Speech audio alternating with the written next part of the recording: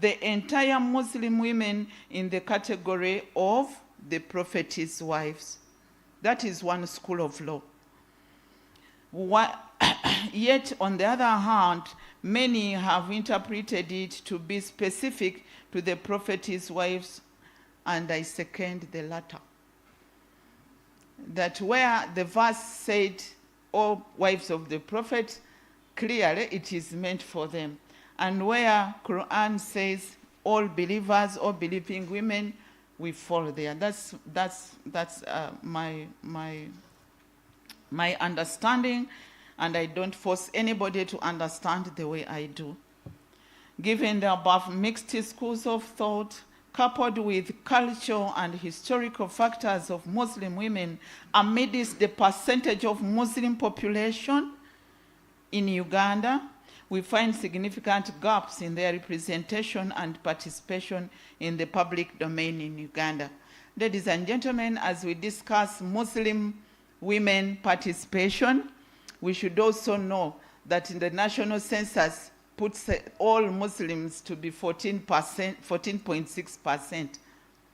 So we cannot be 50% in the public domain when the real population is 14%.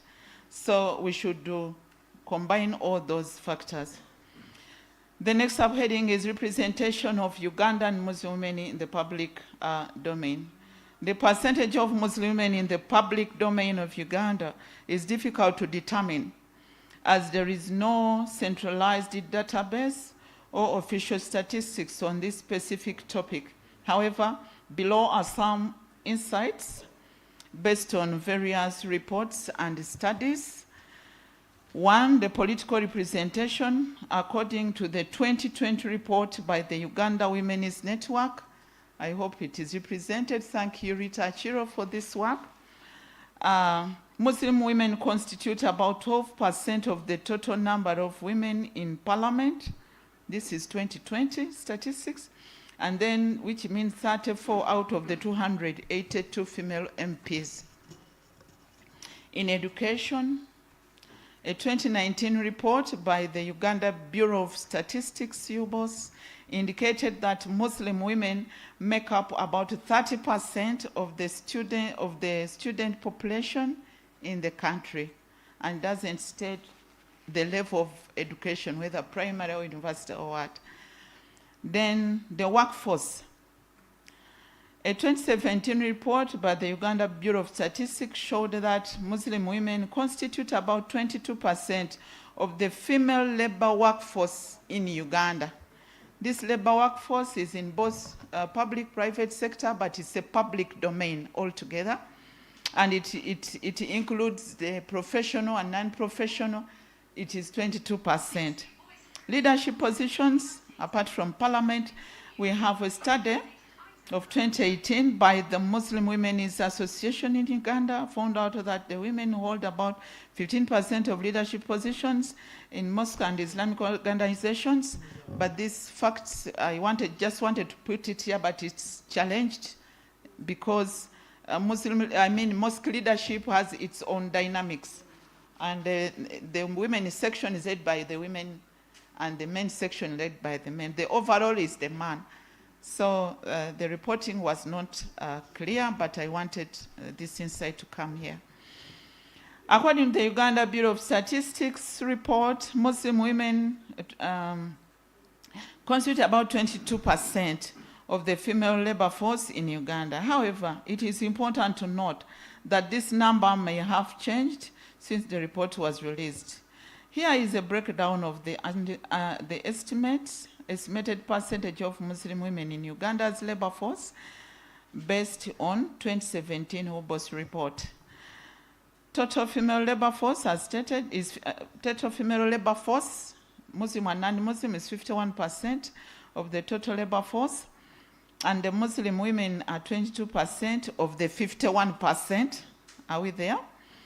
Of the female labor force, approximately 11.2% of the female labor force in the country. And then sector-wise, we have agriculture, which is the backbone of our economy.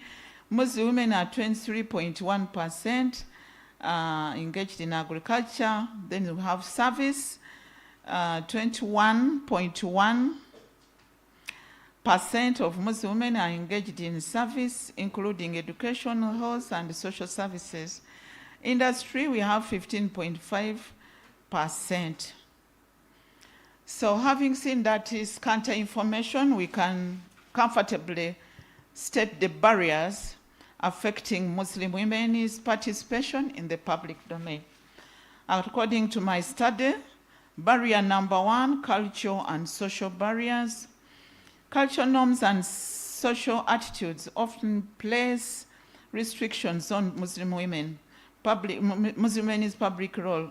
Traditional beliefs about gender roles can discourage Muslim women from pursuing leadership positions or participating in decision-making process, limiting their ability to contribute to Uganda's development on a broader scale. Ladies and gentlemen, you will agree with me that in casual talks, people say a talkative woman is a bad wife. There is that judgment always, like if you are not humble and you're not submissive to all debates, then you are not a wife material. And if you are widowed or single, they say that's why she's single, she talks a lot. If you go into male-dominated professions like sheikhs, the way I am, these are things, stigmas that we have overcome, and you have already broken that ceiling.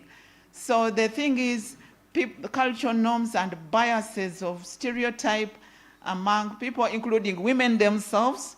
Your mother may tell you that don't talk a lot, you not get a man to marry you. So those things, we live with them. Second, educational and economic limitations. Limited access to quality education and economic resources remain a significant obstacle.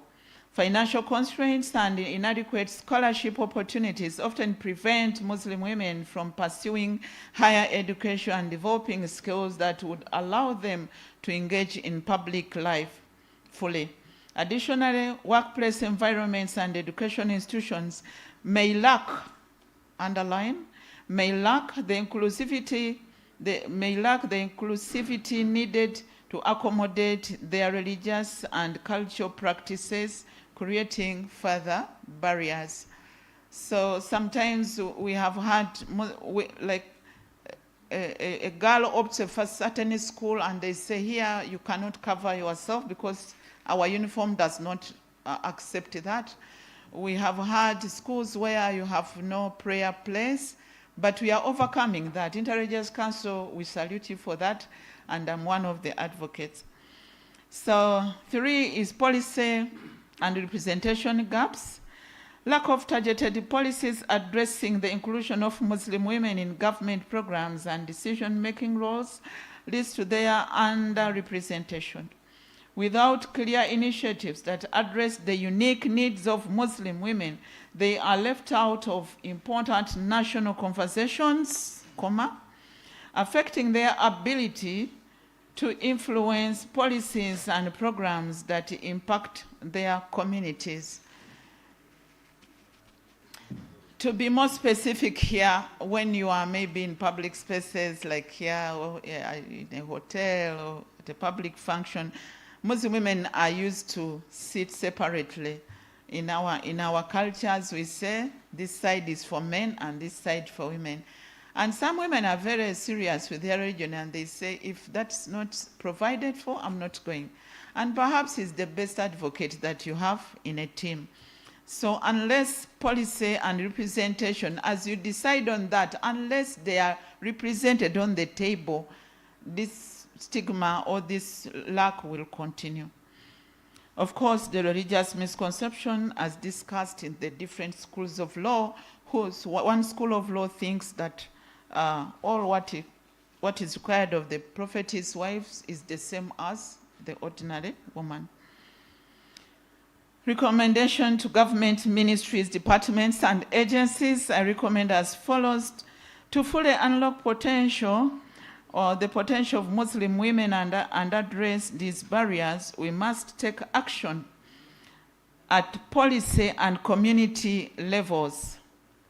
Here are key recommendations to government ministries, agencies, and departments.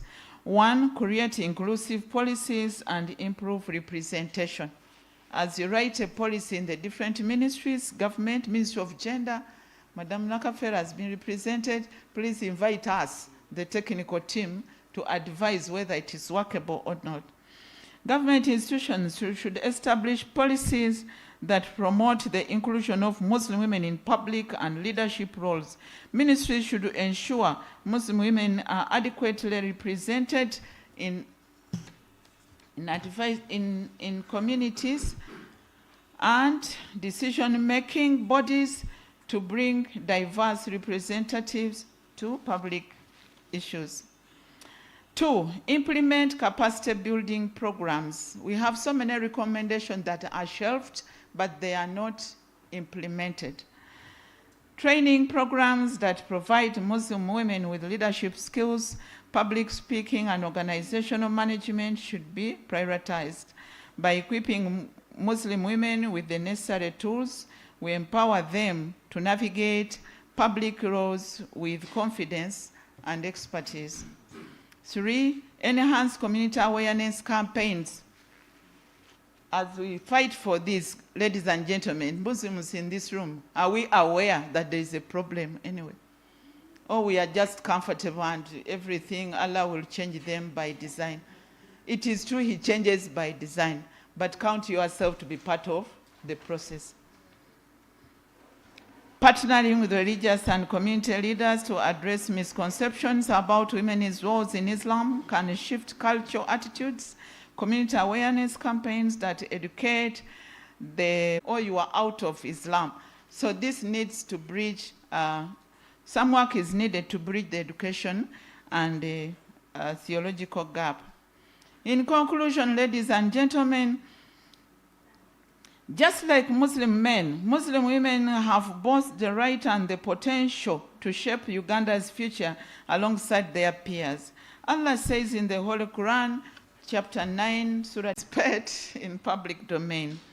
The few numbers of Muslim women participating in the public domain is a reflection of 4 major factors. 1, the demographic factors. 1, the demographic factor which puts Muslims at 14.6%. Ladies and gentlemen, puts Muslims at 14.6%. Ladies and gentlemen, as we claim for too much, the national census is saying all Muslim women and children are 14.6% in the population.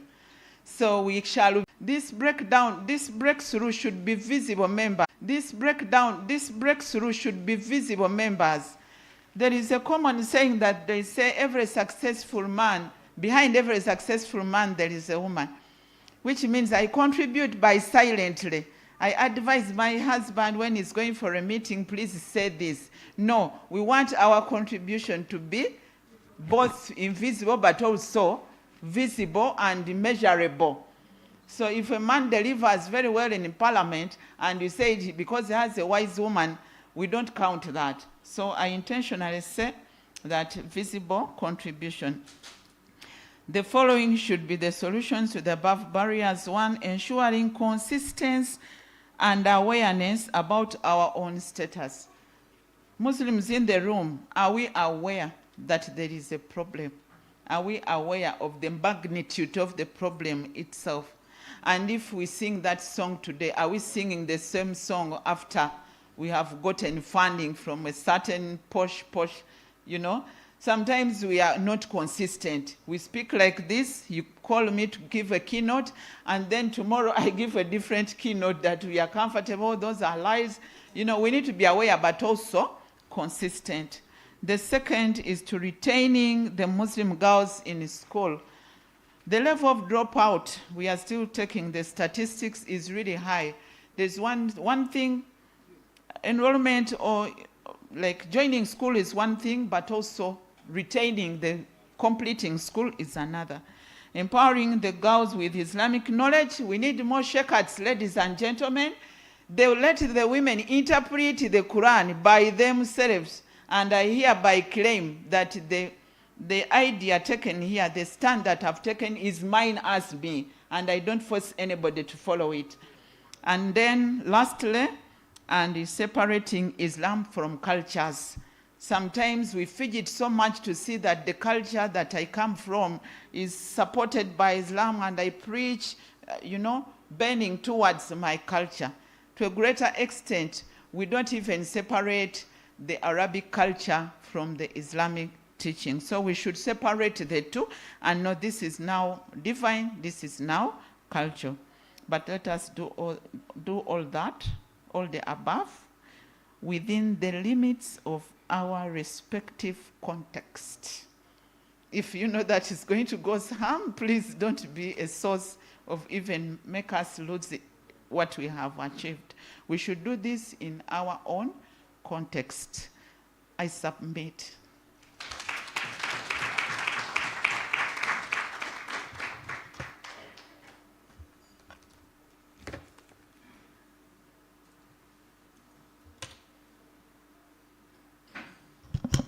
Thank you, Hajat, for that comprehensive presentation. I think everything has been heard, and we should, however much it is 50 years that we got to embrace the kind of education, the civil education, still we need to get away from lamenting. The world is moving at a very terrific speed, so we need to embrace whatever is happening in this world. At this moment, let me recognize the presence and arrival of Honorable Sarah Opendi, the chairperson WOPA, Uganda Women Parliament Association of Uganda. Madam Honorable, you are most welcome. You found when Shekat had presented, but I've shared with you her presentation. You can scan through and pick some important issues to take forward. In any presentation or in a forum, where there is a will, there is always a way. So as people that are doing the advocacy for women getting into the public domain, and also to have, to also be part of the development of a country, I think it is the right time now to take on this. Allow me call my co-MC to introduce our moderator, then we go into the session of discussants. Thank you very much. Councillor Shima.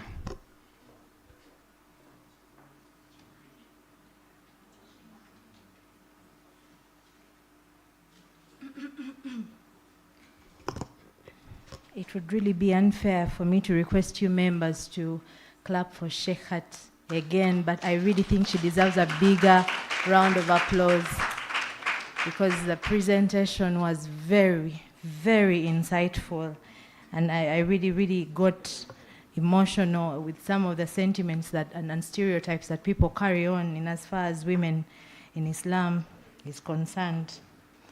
She actually mentioned and said that culture has actually we have been misconceived where we think that when you are talkative in our cultural setting, you're not considered wife material. Ladies and gentlemen, I'm here to tell you that that is wrong. I am very talkative and I've been married. I've been a married woman for 15 years, still counting. I want us to use such forums to break the stereotypes and tell people that talking about issues that concern us is actually what we are meant to do. After all, we are mensen, meten, misi. We are women, onami. Thank you very much. Ladies and gentlemen, I would like to take this opportunity to recognize the presence of Mr. John Boer. He is the representative from the Royal Danish Embassy. Mr. John, we are very, very honored to have you here. Thank you so much for gracing us with your presence, and we look forward to hearing from you. Having had that presentation, we are going to delve into the discussions from the different participants. However, I would also like to take this opportunity to welcome Council Wanjui Zakia Badru. She is going to be the moderator for the next session.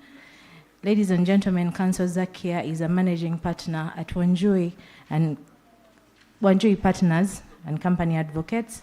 She's also a staff at Muslim Center for Justice and Law, and currently she is also serving as the Secretary General at the Uganda Muslim Lawyers Association.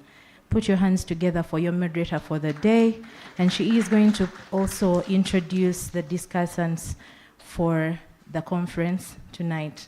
I take this opportunity to welcome you to the 4th Annual Human Rights Conference, where the theme is Women in Islam, the right of Muslim women to participate in the public domain. Councillor Zakia, thank you so much.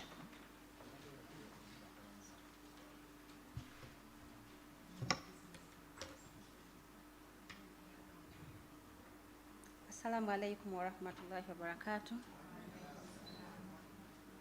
Good morning, ladies and gentlemen. All protocol observed.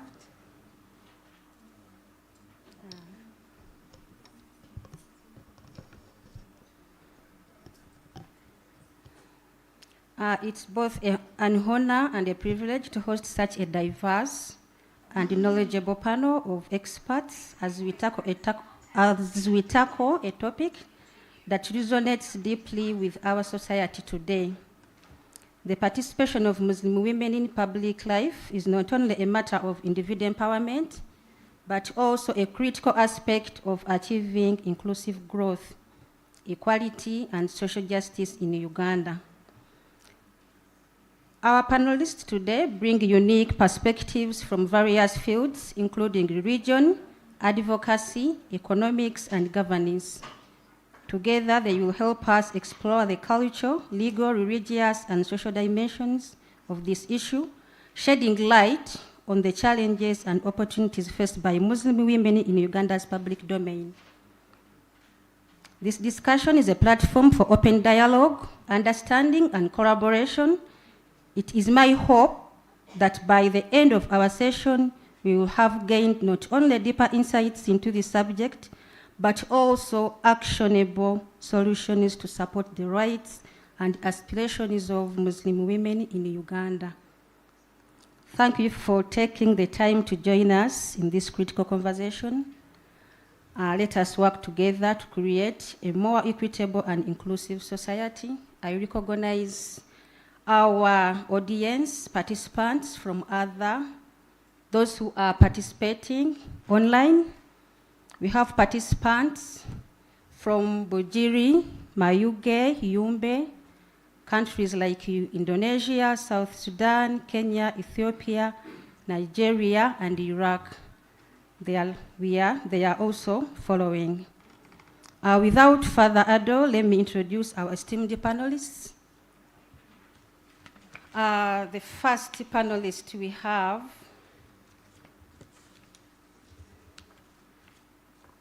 Dr. Abdul Hafiz Warusimbi.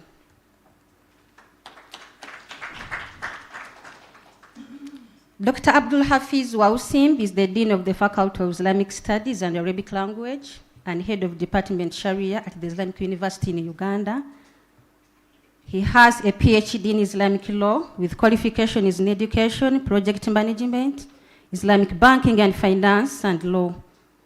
His work experience started as a secondary teacher and progressed as a university lecturer since 2004. He's currently the Dean, as I have stated. He's also the director of Al-Haq Sharia Consultancy and Advisory Bureau, which deals in research, consultancy, advocacy in Islamic banking, Muslim personal law, and comparative human rights and international humanitarian law. Dr. Warusimbi is passionate in reading, research, and public speaking. He has taken part in many local and international conferences, symposia, and workshops as a trainer. He's a researcher, presenter, and a participant in areas of interreligious dialogue, Islamic banking and finance, comparative human rights and international human rights law, and Muslim personal law. As an academician, Dr. Wausimbi has authored and published articles in areas of legal reference to DNA in paternity disputes, international humanitarian law, human rights, and female genital mutilation. He was instrumental in establishment of the Sharia course at the Islamic University in Uganda, Kampala campus, and is one of the key players in advocacy against gender-based violence and interfaith tolerance through public presentations and preaching.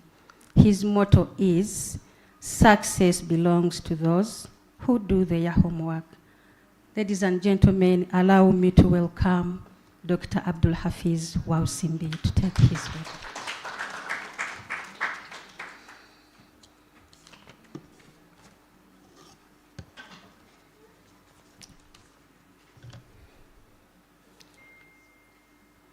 Our second panelist is Madame Nalwadda Najimat, who is standing in for Safia Jukonali, who was appointed the chairperson of Uganda Equal Opportunities Commission. Madame Nalwadda Najima is a social worker working with Equal Opportunities Commission as a senior compliance officer. This organization is mandated to eliminate discrimination among different groups of people in the country and redress imbalances. Allow me to welcome Hajat Nalwadda Najimat to take her seat.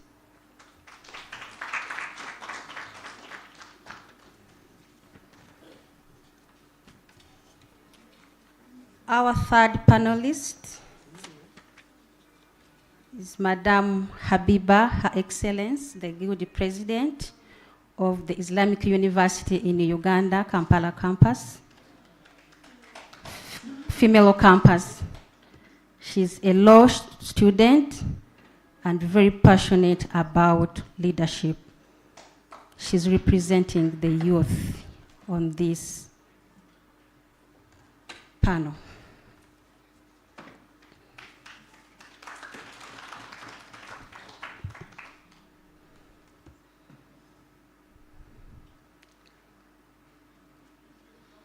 I welcome you all, my panelists. We are going to have a maximum of 15 minutes for each of the panelists. We were supposed to have another panelist, but she has not yet arrived. But we are going to proceed as she comes.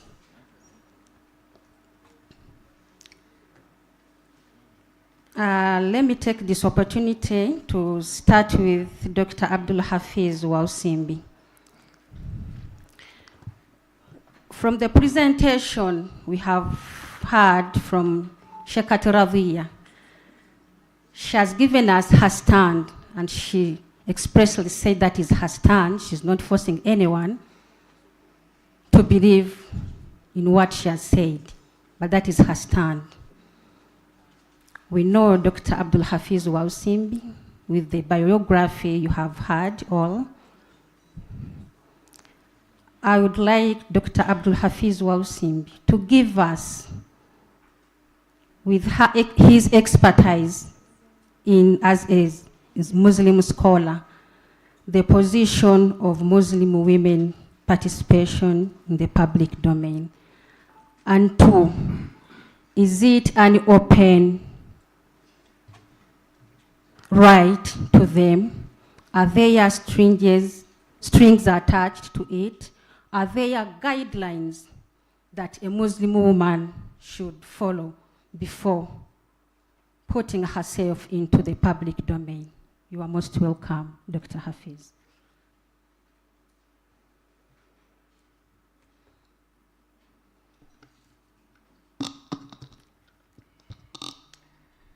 أعوذ بالله من الشيطان الرجيم بسم الله الرحمن الرحيم. The moderator, Madam Sarah Opendi, and the audience, I would like, before starting my discussion, to request the moderator allow me to stand where she is, because I feel uncomfortable to talk from this kind of position. Thank you.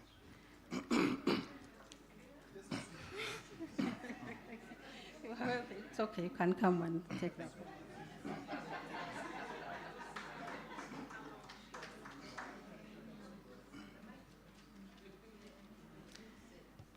Thank you so much, moderator.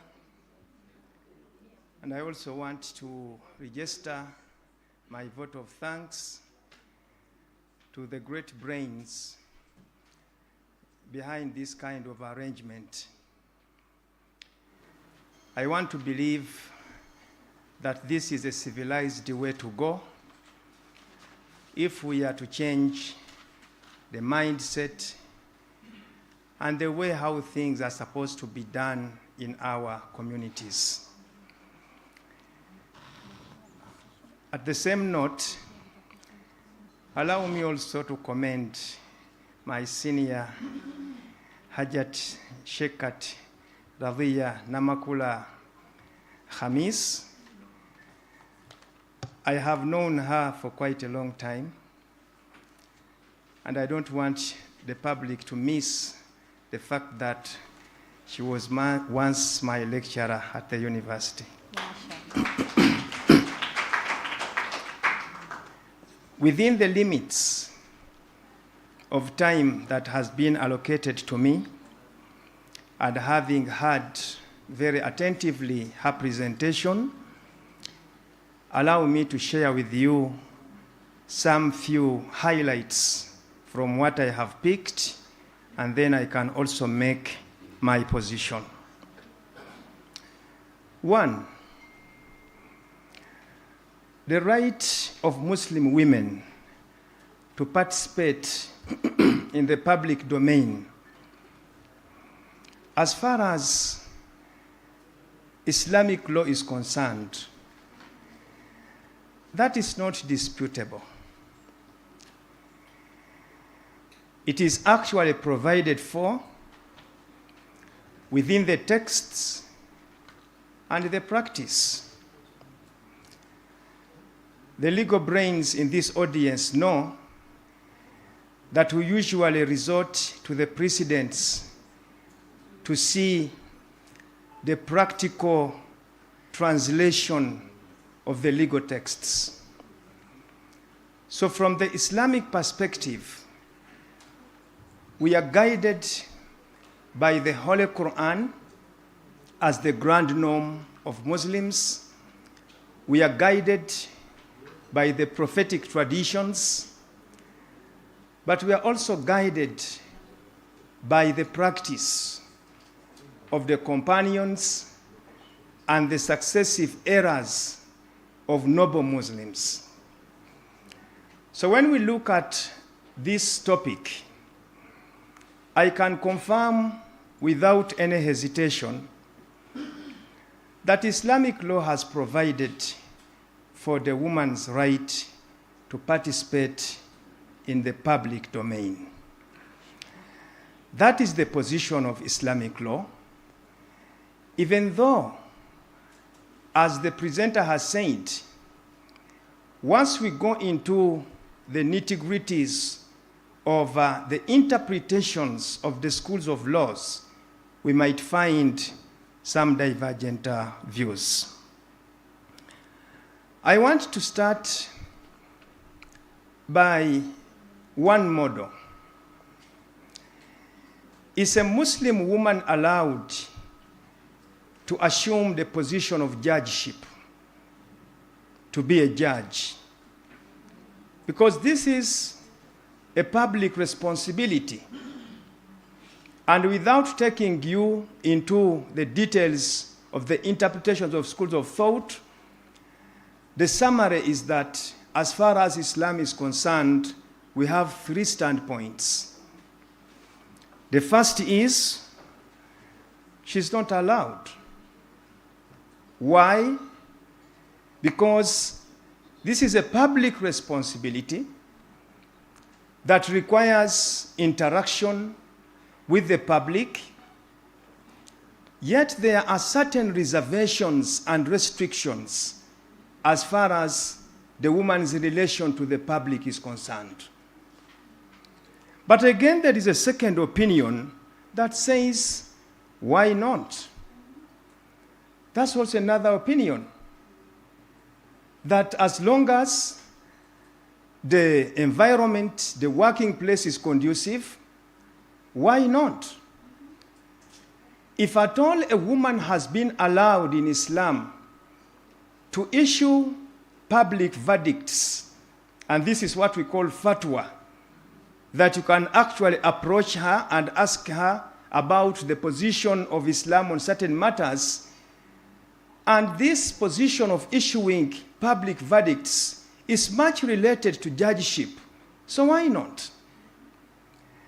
Then we hear another position which happens to harmonize between the yes and no, that within our communities we have cases that are peculiar to women.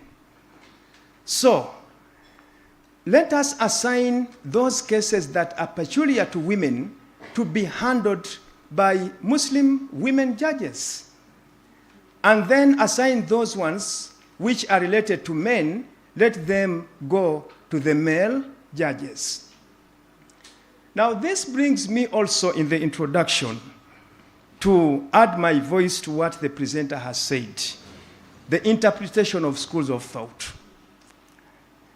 This theme is talking about participation in the public domain in Uganda. I have always challenged the scholarship in Uganda, Muslim scholarship in Uganda. Which school of thought do we follow? Because at the end of it all, even when you go to Saudi Arabia, they have their own state schools of thought. They call it madhab.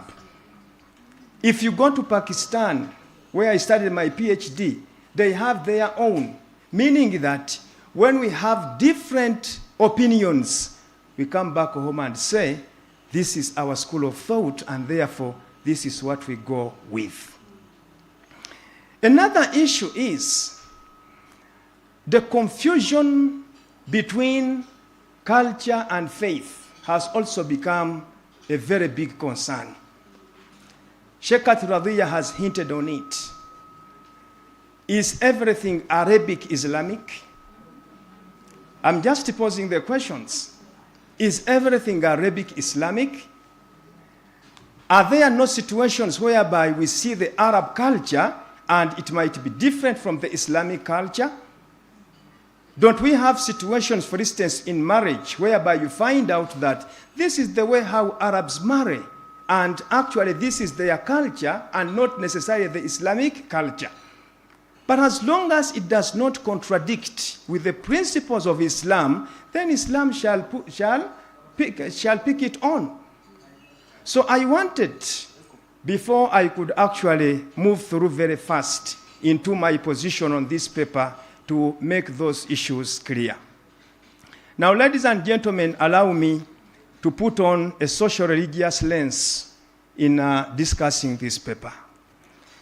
As we are here and we are advocating for the right of Muslim women to participate in the public domain, especially here in Uganda, the religious perspective would like to ask and get sufficient answers to the following questions.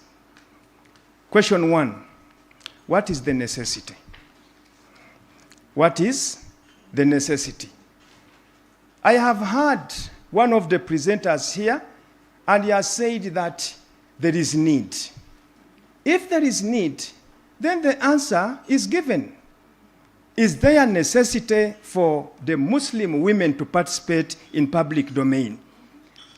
If not, Islam is going to have a different opinion, because there is no need of filling the market where there is already what we call saturation, S-A-T-U-R-A-T-E, saturation, that it is full to capacity. So, as we talk about the Muslim women participation, we need first of all to ensure that, yes, there is necessity, yes, there is a role that is needed to be filled by a woman. Number two, as we say that, yes, it is the right of Muslim women to participate in public domain, where does this leave the marriage institution? Those are issues. Is the marriage institution safeguarded once we have the Muslim women to participate in the public domain? I don't have answers to this. That's why I'm actually throwing them to you. And this means, I think it is the moderator or it's the co-MC who has said that alhamdulillah for the last 15 years she has been married, but at the same time she's in public. Which means that this is a good testimony that there is what we call a home-work balance. So if at all we have the home-work balance, then Islam shall not have an issue on this. Because what is not disputable is the marriage institution is the most fundamental and important institution of the entire humanity. So whatever steps that we have to take, whether it is on men or women, we must go back and protect that institution. At this point, I would also want to pose a question. Where are men in this discussion? Where are the men in this discussion? We don't want to bury our heads in the sand as if we don't know that to a great extent, most of our communities are still male-dominated. So much as we can go out and say that, yes, it is the right for Muslim women to participate, at the end of the day, we have the two players. As Sheikh Thurayya has said, the Islamic standpoint is that Muslim men and Muslim women are allies to each other.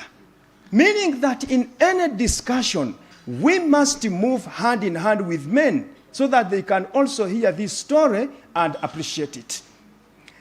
The third question is, where does this leave the child's right to parental responsibility and care? I understand it is a joint responsibility between men and women to take care of the what? The children. Now, in the society whereby it has almost been taken for granted that a woman has to stay at home, now we want to shift from that position and we say that we want Muslim women also to participate in public. Where does that leave the child? Well knowing that this is a generation that we must take good care of. Now, having said that, allow me to share with you something I had just 3 days back, and I hope my friend shall not feel offended. I have a friend who happens to be in one of the Scandinavian countries.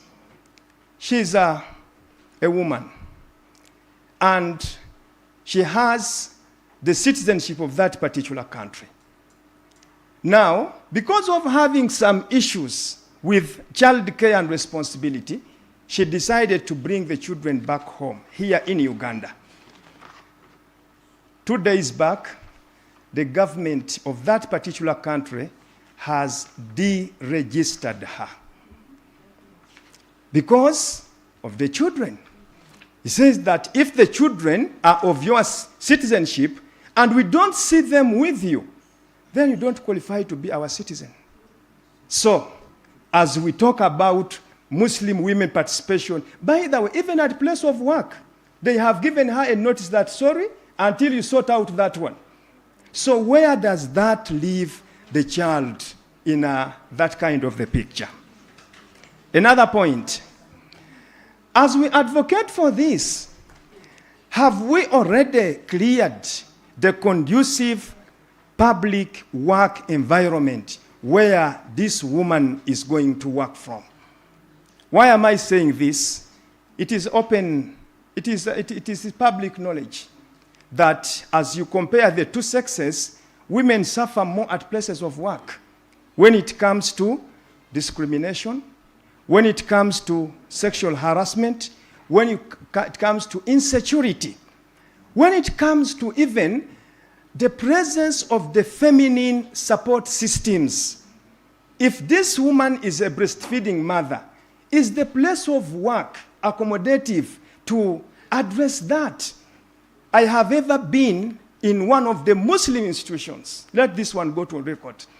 And in that Muslim institution, there is a clear write-up that, sorry, we do not have places to keep the babies from. What does it mean? If you are a mother, kafiremu, it's up to you. So, if we want this woman, mashallah, this woman is a doctor, is a PhD. She's a professional. But the work environment is not ready to address her and the needs that she has. Then we are still having a long way to go. Another issue is, actually it's the last one, the objective. What's the objective of this kind of advocacy? Muslim women participation. Is it just participation, or we are talking about Muslim women empowerment, especially economic empowerment? Now, from the Islamic perspective, once those 5 issues are well addressed, I can say with a lot of guarantee that Islam does not have a problem with the woman participation in public domain. Going forward, as related to the discussion, this is what the moderator has asked. If a woman is to participate in public domain, what should be the issues? 1, the Islamic guidelines must be addressed. The Islamic guidelines must be harmonized. Especially, Sheikh Thurayya has talked about free mixing. We are here to say that as far as Islamic law is concerned, it is not allowed to have unnecessary free mixing of members of opposite sex. So can that one be addressed? What about accepting her as she is? As she said, Islam has prepared her that she has a certain public dress code and a private dress what? Code. So by designating a public dress code, it means that you are free to go to public, isn't it? Now, is the public ready to accept that dress code? Or we are likely to find some public entities to say that, sorry, if you want a job here, please remove the scarf, remove the veil. That's not the way how it is supposed to be put on. So if that kind of, those guidelines are observed, then we are good to go. Another issue is, as she said, enhance women education is Islamic sciences. We do not want to send Muslim women to participate in the public domain without education. They must be well educated. Sheikh Thurayya, I want to give you good news that where I act as the head of Department Sharia, a good number of Muslim women have come to study Islamic law. And I always applaud them. I don't know whether Councillor Zakia is comfortable to announce that she's one of my students now in second year. Why that? At the end of it, I always say that I'm looking at myself as a person going and I want successors. Councillor Zakia, I would be very, very grateful and comfortable if you come and step in my shoes as the doctor of Sharia. Because that's the way how we should go. Let women study their own religion to master the concepts and refute the misconceptions. So that they don't just hear from the third party, but they can say, if you refer to Quran, she can go to Quran. If you refer to the interpretation of Quran, she can go to the interpretation of the what? The Quran. Then number 4, I think this goes to Muslim Center Justice and Law. Is it possible that we develop the Muslim women work ethics manual? You know? Because to avoid this and that, you can actually call some brains on board. Sheikh Thurayya is around, Abdul Hafiz is around, and others, so that we can come together and we develop a certain manual as a guideline that for a woman who wants to participate in public domain, these are the ethical guidelines. At the end of it, the misconception should be thrown very far away. The second last is, I think it's the right time that we also engage men, including the one speaking. Oh yes, men should be engaged. so that they can hear this story, so that they can hear this enlightenment, they can hear this kind of gospel, and let it begin at family level. The presenter has just said that there are certain stereotypes. Alhamdulillah, in some of our homes, we allow freedom of speech. We allow different opinions from our wives. But is it the same in other families? Or it is just that, I'm the man. It starts from there. If she's not given the chance to speak from there and to have her opinion heard, then she can't come to the public. And finally, ladies and gentlemen, I think we need to have role model institutions. Muslim Center, are you ready? When we say Muslim women participation and we come to Muslim Center for Justice and Law, do we have a benchmarker from you? If we do not have the benchmarker, then we need to have the role model institutions which have policies, which have enabling regulations, which have facilities to support the Muslim women participation in the public domain in Uganda.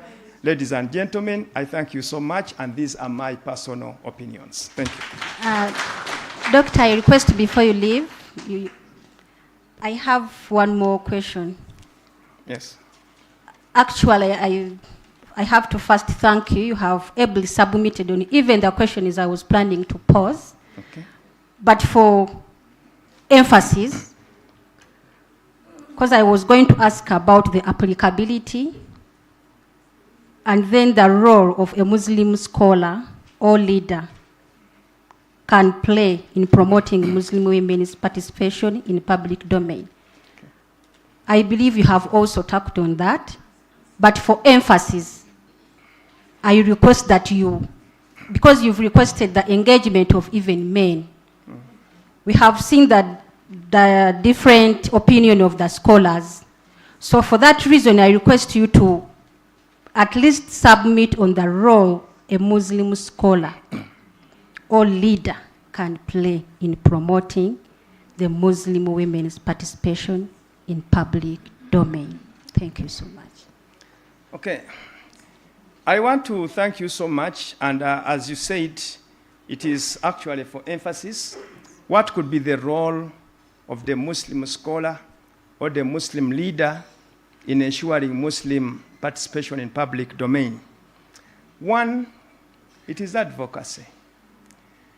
We need, as men, to come out and also add our voices. Sometimes I feel uncomfortable whether you find it is still Sheikhat Thurayya saying that Muslim women should participate in the public. She's already a woman, isn't it? And she had even already expressed her interest to stand as an MP. Yes. The question is, it means that she's going to speak what she feels that she wants. But if we have the men's voices, and especially the Muslim scholars, to come out and articulate these issues, and also sensitize the public and advocate for that, I think this is one of the roles. Two, I think Muslim scholars have the right to say the truth. To say the what? I understand. We have divergent views. And this is my opinion. And my opinion is also based on scholarship. Yes. But you find a situation whereby if a Muslim scholar is asked about such a question, he's only giving one side. So we need at least to bring all the opinions on board, and then at the end of the day we say, how can our tradition, what is the position, our position within our traditions and customs here? That is the second. The last is, be an example, be a role model. One of the Muslim leaders, and I also want to attach that he's a scholar, whom I feel that he has done that, is the president of Turkey, Recep Tayyip Erdogan. In many situations, you see that actually he moves around with his wife. And his wife is actually she's having a lot of initiatives. Meaning that this is a role model leader, is a role model scholar. I have been to Qatar at the beginning of October, 3rd and 4th. But Moza, the mother queen, She's also doing a lot of work. She's actually the brain behind Qatar Foundation. And she's a woman. So I don't think that the entire scholarship of Qatar have not actually looked into this and said that, have just ignored that Islam does not allow it and allowed such a woman to go public and make her substantive contribution to the development of the society. Thank you so much.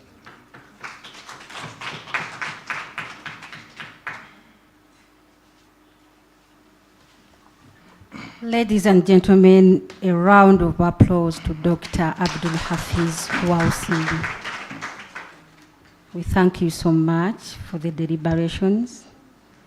Thank you so much. I believe the time, however little it was, but he has ably submitted from here what Islam says about a woman participating in the public domain. Thank you so much, Dr. Abdul Hafiz Wausindi.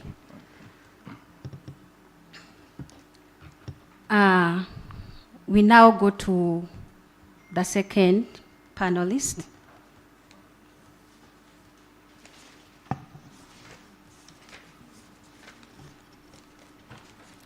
Hajati Narwada Najmat.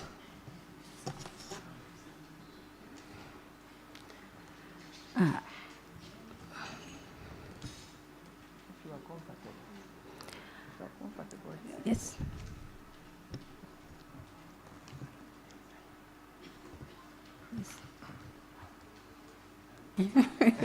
You want to come and stand? I come and sit. Thank you so much.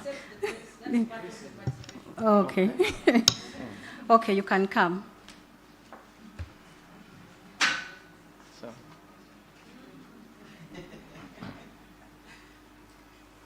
Assalamu alaikum wa rahmatullahi wa barakatuh. You're welcome, ladies and gentlemen, the distinguished guests. I take this opportunity to thank the moderator, the organizers who have been there to put this function in place, at least to listen for some issues that concern the women participation in that public domain, the Muslim women participation in the public domain. I'm so unfortunate that I'm not a sheikhat, and I'm going to give my views regarding the Equal Opportunities Commission.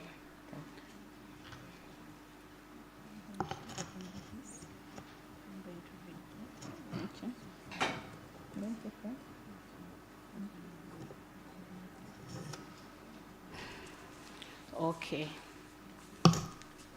So, I'm the compliance officer of the commission, senior compliance officer of the commission, and we're in charge of assessing the policies, the laws, the budgets of the national, of the country.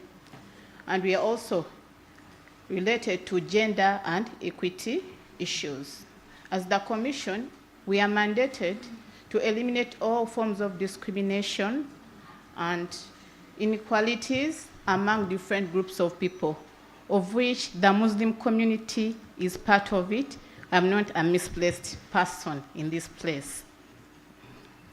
So as we see right now, we know that the Muslim community, the members in the Muslim community or the women Muslim community, they always stand a chance to participate in the public domain of the country. But as of our culture and culture of Islam, you might find that some women, they still have misinterpretations about the preachings of Islam. And for us as a commission, we are there to welcome any forms of discrimination, any forms of marginalization that may occur in such circumstances. For the women in Uganda, like the Muslim community, we find that there are many cases that we don't take advantage of the commission. So that's why some issues like that, women's limitation to participate in the public domain, it's still very low, because we don't take part in the use of the commission. As a commission, we find that the women in Uganda is part of the parameters that we always focus on during the gender and equity assessment of our programs regarding on how the budgets are framed in the country of different MDAs, whether they align with the gender and equity responsiveness.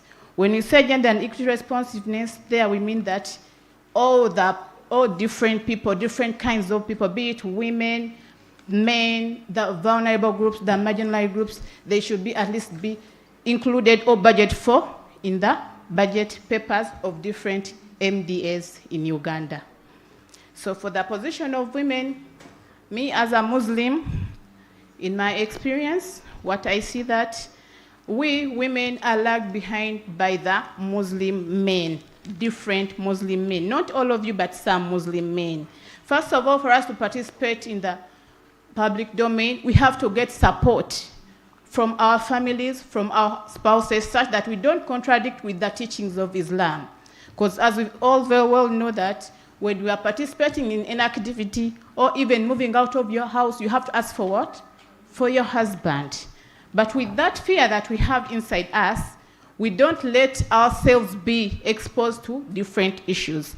And as of me, I assume that according to how I see, we just have to get the support from the spouses. All this will be hampered and will be mitigated. That's when you will see that women are participating in the public domain. For example, there's also what I've seen according to our nature of work, like the divergence in the Constitution of Uganda and then the preachings of Islam. You might find that the Constitution of Uganda and the preachings of Islam differ in some aspects. For example, in the adulthood. We know that the Constitution of Uganda, we say that for someone to become an adult, they should reach the age of 18. And for the Islam, someone to become an adult should reach the age of puberty. So with this difference, the Constitution and the teachings of Islam, you may find that some different aspects that can empower a girl child are somehow declined. You may forgive me if I don't use the right word, but I don't want to contradict with Islam. But it should be in our spirits or in our faith that even though Islam says that for a girl to be exposed to marriage instances, that it should be at the age of puberty. But as of now, as we see the word, because I know that Islam is transformational, sometimes we have to use ijtihad. So we have to put that personal reasoning. We have also to know the environment we are dealing in. For example, you might find that some children miss out school because they reach the age of puberty, and some sheikhs or some imams or fathers, they say that now since the Prophet did this and this, we have to ensure that we also follow, we have to make sure our girls go for marriages as the Prophet said. But as of us now, the Muslims, I might be guided in case I go wrong, but for the Muslims, let us, at least in this era, in this world, we know that the community for the other days is different. And we know these days people are very, very different. At least for the behavior for the other time, it was somehow better than the behavior for today. From what I know about Islam is that for it, Islam allows participation on every person in the public domain, even if it's social, economical, or political. But for Islam, we know that since it participates, because of the misinterpretations of different people, the participation goes on to be hindered by the different personnel who misinterpret the preachings of Islam. Yes, please. At the Equal Opportunities Commission, Yes. what strategies are in place or you have put in place to monitor and evaluate the effectiveness of policies aimed at promoting the rights of Muslim women to participate in public domain? Okay, at Equal Opportunities Commission, we know that we all deal with different kinds of people at the commission. So the strategies that we put to measure the effectiveness and policies. First of all, we have departments. We have a Department of Education. We have a Department of Legal Services. We have a Department of Research. We also have a Department of Compliance. These departments have different roles they play among the different kinds of people in a society. So to aim to at one goal of removing marginalization among the people. So we have the Department of Research. When they carry out research, they always come up with the findings. Those findings are used and recommendations are done to implement or to influence the policy makers. After even that, they also have they have a mandate to write position papers to the cabinet concerning the recommendations that are brought from the research findings. In the topics, we always choose the topics that are maybe at that time that are beneficial to the society. For example, since I'm in this forum or dialogue, we might find that we can get a topic on that about the participation of Muslim women, like a study, the participation of Muslim women in the public domain, or sometimes they might say that the status of the participation of Muslim women in public domain. So with that, we come up with the findings which are presented to the cabinet. That's why if you find out recently, the Equal Opportunities Commission comes up with a report annually on the State of Equal Opportunities Commission in Uganda, reflecting different fields in life. So another thing is that on the effectiveness, we also have the legal services in the Equal Opportunities Commission. These legal services, we have the powers to try people. For example, under the tribunals, we also go for mobile clinics. And we also register complaints on those people who are marginalized in case of anywhere. For example, in employment, once you get a letter for employment, maybe you've gotten your letter, then they tell you that, you know what, since you're covering yourself like that, you're not supposed to be offered this job. For us as a commission, you have to come to the commission. We take you to the legal services. They provide you with all the support. They will call these people, they will summon them, that why has this issue and this happened? This is a sign of marginalization and discrimination. So with that, I think the Muslim community, we can adopt that. We use the commission in such instances. Even if it's a dress code, even if it's like, we also have like a power of auditing on the physical status of the constructions and even the policies of the MDAs and different institutions, be it private, be it NGOs. Anytime you are coming for NGOs for assessment. On that note also, we also have we can check on the compliance of the baby care centers at every organization. We can check for compliance of the physical assessment at the organization. For example, also you can claim in an organization, you can raise your complaint to Equal Opportunities Commission, telling them that we don't have an ablution area. That one is also a part of the commission's role. You can also tell them that I'm not allowed to pray, because at the Equal Opportunities Commission, we protect every right of the marginalized group. So I think it's better as Muslim community, we use the Equal Opportunities Commission in any cases in the country, anywhere that you've been marginalized because of your status, because of your dressing. We all welcome the complaints, and those are the complaints we deal in with. That is under the legal services. We can direct you. We also go on to educate and train members on the importance of gender and equity. When I say gender and equity, it means that it involves all different groups of people. We have to educate these men, the women, their importance. For example, the Muslim women, we have to educate them on their importance, on their importance in the development processes of the country. Yeah, that's it, madam. Thank you so much. You have ably submitted. Okay. Now I request to have the third panelist to take the podium. Okay, thank you very much.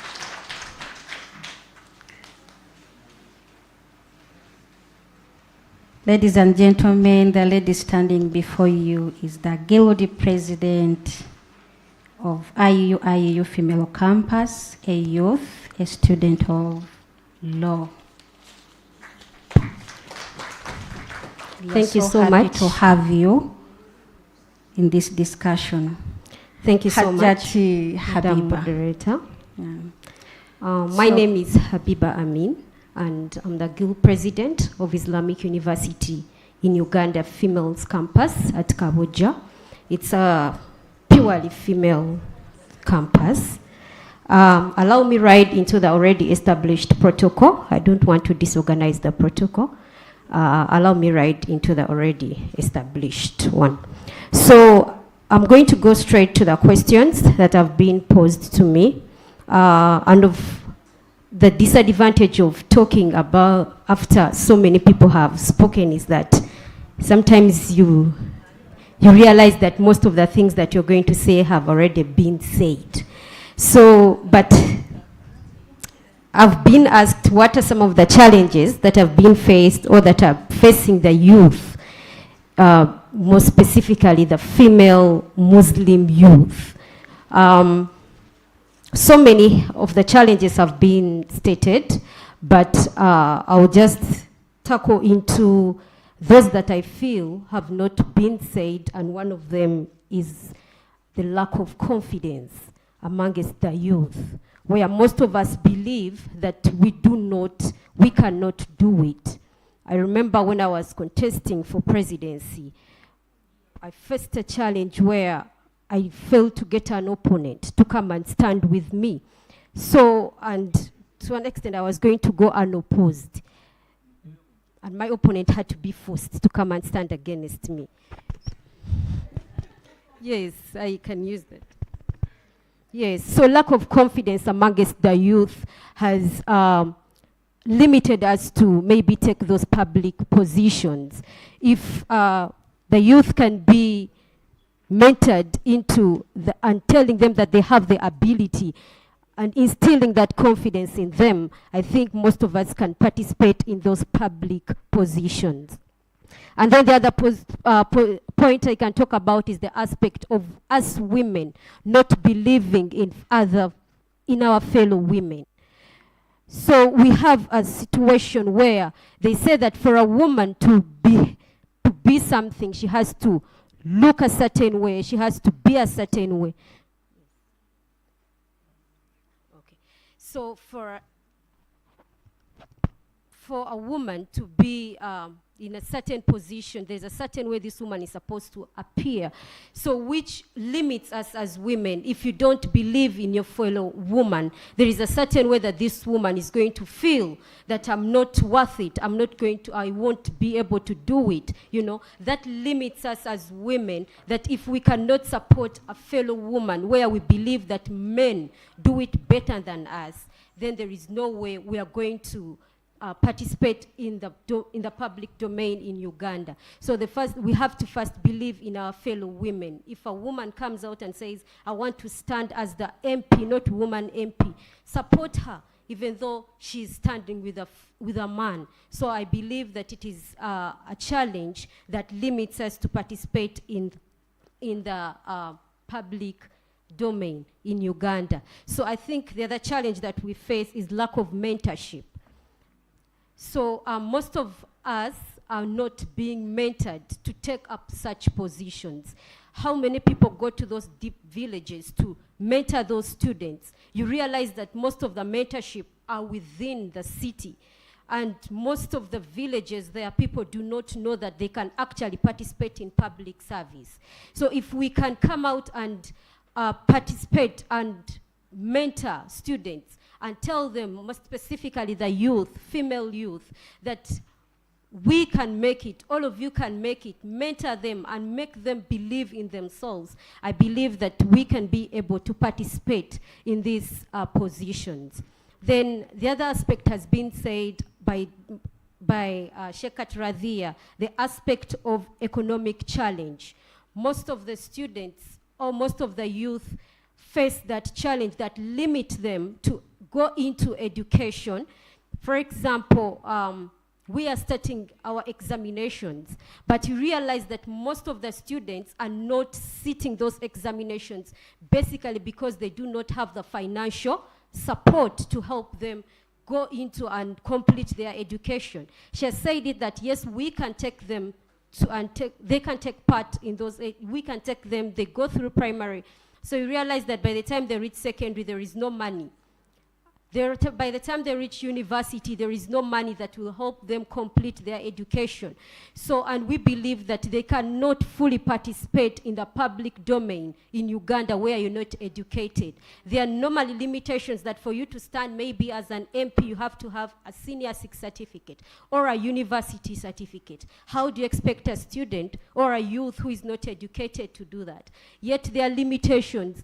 What limits them is the financial situation. So I believe that those are some of the challenges that limit the youth to participate in this, in the public domain. Then the other question is, as a youth leader, I'll use myself, what have I done to inspire and support fellow female youth in, what have I done to inspire those youth? For me, one of the most important things is acting with an example. It will be hard, maybe for me, I won't be able to help them financially. But if I can act as an example and show them confidence that, hey, she can also stand and speak. Me who is also seated there, I can do the same thing. So I believe that as a youth leader, the most important thing is acting with example. But to be more specific, as a female president, female guild president, where sometimes I sit with male only, I believe that so many students that normally if you go for conferences and the only girl or the only guild president studying as a woman, and if you stand up and speak, everyone who is going to be seated behind will say, also me, I can do it. So the most important thing is leading by example, providing mentorship to those students or to the youth, knowing that they can be able to do it. You give them all the experiences that you have had, both good and bad. It is not only the good things that you talk about. There's a student who is seated there. Maybe if you share your story, she might be going through the same thing. Because of that mentorship that you give that student is able to maybe come out of that challenge and be able to also participate in that public domain. Then creating a safe space and inclusive space for each and everyone. You can do that by delegation, where you feel like you might do it, but you are like, let me give it to this person to go and do it. If you can delegate and include everyone, it can give them that confidence that they can be able to do just the same way that you can do it. Then the other the other question that I was asked is basically, where do you see female youth in the future? For me, I believe that if all those challenges are tackled, we are able to see those women taking or participating in the public domain in Uganda. If women are given the opportunities that they deserve in the future, if all those challenges are worked upon, we're seeing that those people are going to participate, and we see them in the future participating in the public domain in the country. And then lastly, is there anything that should be put in place to empower female Muslim youth? I believe that there are so many things that can be put in place, and one of them is supporting the youth in completing their education. Youth should be supported. That can be done through giving them scholarships if they are available. First, look at where are the female students. Should we look for them, giving them those opportunities that can help them complete their education? Participating in the different activities that have been put in place to help the female students, maybe female youth, to complete their education. Of recent, we had we had a girl run for girl child education. But if I can ask in this room, how many people participated in that run? Thank you so much, Sheikh Thurayya. So those are some of the things that we can use to support students or the youth to participate and complete their education. You might not be able to give them all, but you can give 20,000, 30,000. With other people, you can be able to educate the youth. And then the other thing I think we can do is, I pray to stop there. Assalamu alaikum wa rahmatullah.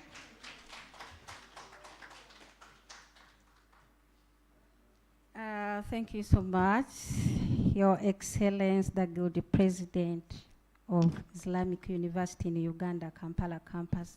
Ladies and gentlemen, join me to give a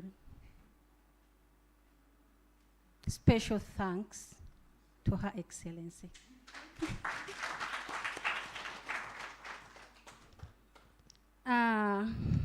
I request that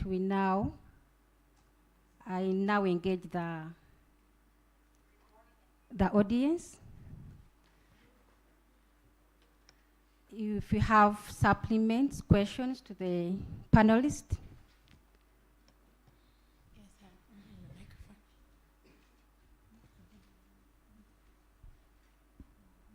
Assalamu alaikum wa rahmatullahi wa barakatuh. Okay. I thank the entire panel for sharing your submissions with us. My specific question or series of questions are going out to Dr. Hafiz. Dr. Hafiz, your submission was a social-religious lens.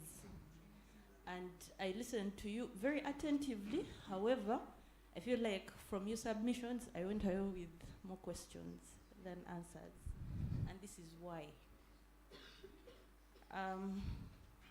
You posed several questions, whether there was a necessity for Muslim women to participate in the public domain. Is the marriage institution safeguarded by women participation in the public domain? Muslim men and women are allies to each other, but are they? Where does this leave the children's right to joint responsibility and care of their parents? The presence of feminism support systems, the objective of the advocacy, is it just participation or empowerment? Once those issues are addressed, your conclusion was, once those issues are addressed, then there shouldn't be a problem with Sharia compliance to Muslim participation. My concern is there were no answers. And furthermore, you also talked about the consideration of schools of thought. I personally am a student of Islamic financial law, and issues of schools of thought manifest a lot in questions of Sharia compliance in Islamic financial practice. Right now, the law has is rolling out very fast. The Islamic finance sector in this country, we have the banking sector that is up and running. I think very soon the regulations for the insurance, takaful, are also going to be rolled out, inshallah. We are looking at the Capital Markets Authority. My law firm has consulted, and we have given our opinion with the support of the Islamic University in Uganda. One of the lecturers, Dr. Ashraf Mutagubia, have worked together with us to advise on the rules for issuance of sukuk. I don't want to delve so much into Islamic finance, but what I want to delve into is, of all these questions that your submission threw back to the audience, what practical answers do we have? Thank you very much.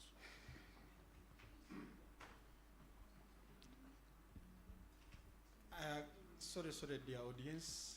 I know you have hitching questions that you want to put forward to these discussants.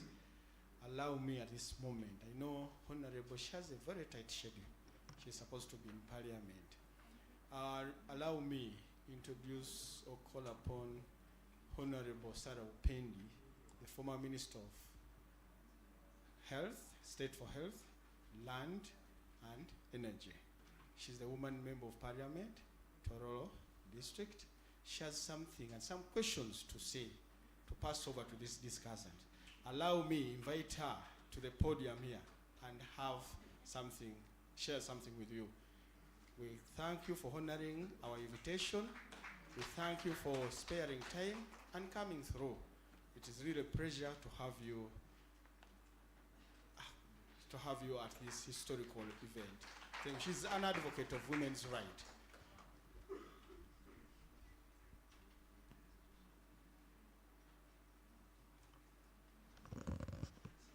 Thank you very much, moderator, for this event. Allow me to stand on the protocol as mentioned by previous leaders. Since I was not here in the beginning, I may not know exactly who is in the room. I want to apologize for coming in late, but I was torn between many engagements that I had, and I had to drop one to be here because this is a special one. Actually, it's the first time that I attend a purely Muslim workshop. I've attended Muslim events, but not a discussion around this. So I want to apologize for that, but it was not my making for walking in late. I want to appreciate the Muslim Center for Justice and Law for organizing this meeting at a time when we are actually commemorating 16 days of activism against gender-based violence. It's quite important because the theme for this conference actually resonates with issues around gender-based violence. As you all know, when we talk about gender-based violence, the women are the most affected, and women and girls actually, although we have men equally who are affected. As Parliament, certainly our role is legislation. A number of laws have been put in place to ensure that we really minimize or reduce on this gender-based violence, but also policies that are in place to ensure that we actually promote women's participation, not only in the political space, but also in the economic and other social spaces. Unfortunately, the implementation of these laws and policies remains a challenge. And I always have to wear a gender lens every other minute when government takes action in promoting different citizens, like the recent promotion of police officers to Assistant Inspector General of Police. I have not seen a woman's name there. So I always have to wear that gender lens whenever these announcements are made and speak on the floor of Parliament. There I see a police, one of our sisters here, and I'm just wondering, are there no women that qualified to be among those 7 to be promoted the Assistant Inspector General of Police? Unfortunately, Parliament is in recess, mini recess, so I couldn't raise these questions, but as soon as we resume, I intend to actually raise them. Boards are put in place, and when boards are constituted by the executive, you find that women are not normally. We don't actually comply with our own provisions of the 1/3. And 1/3 should be a minimum. It doesn't mean that government has to stick to that. When you find a board being constituted, then they say 1/3. There are 9 men, there are 9 positions, 1/3, 3 women only. That was just a minimum. But it didn't mean that you stick to that. And that's why you had me moving a motion on the floor of the House to move this 1/3. Let us move to 40%. 50 may be complicated because we are still operating we are still operating in a male-dominated world. The boardrooms, parliament, as women, we constitute just about 33%. So it's very difficult for you to pass certain things on the floor of parliament. So you have to have that in mind. And of course, as this happen, also we have to look, is there a Muslim on these boards? That has to also be consideration. So these are things that we actually look at. And I'm glad that the last board constituted, which was the NSSSF board, you recall when I raised this matter on the floor, they had to withdraw the board members because out of, were they 9 or 11, there was only one woman. Not even the 3 as stated. So I'm glad that the government listened to my complaint and actually had to withdraw some men and of course now had women on board.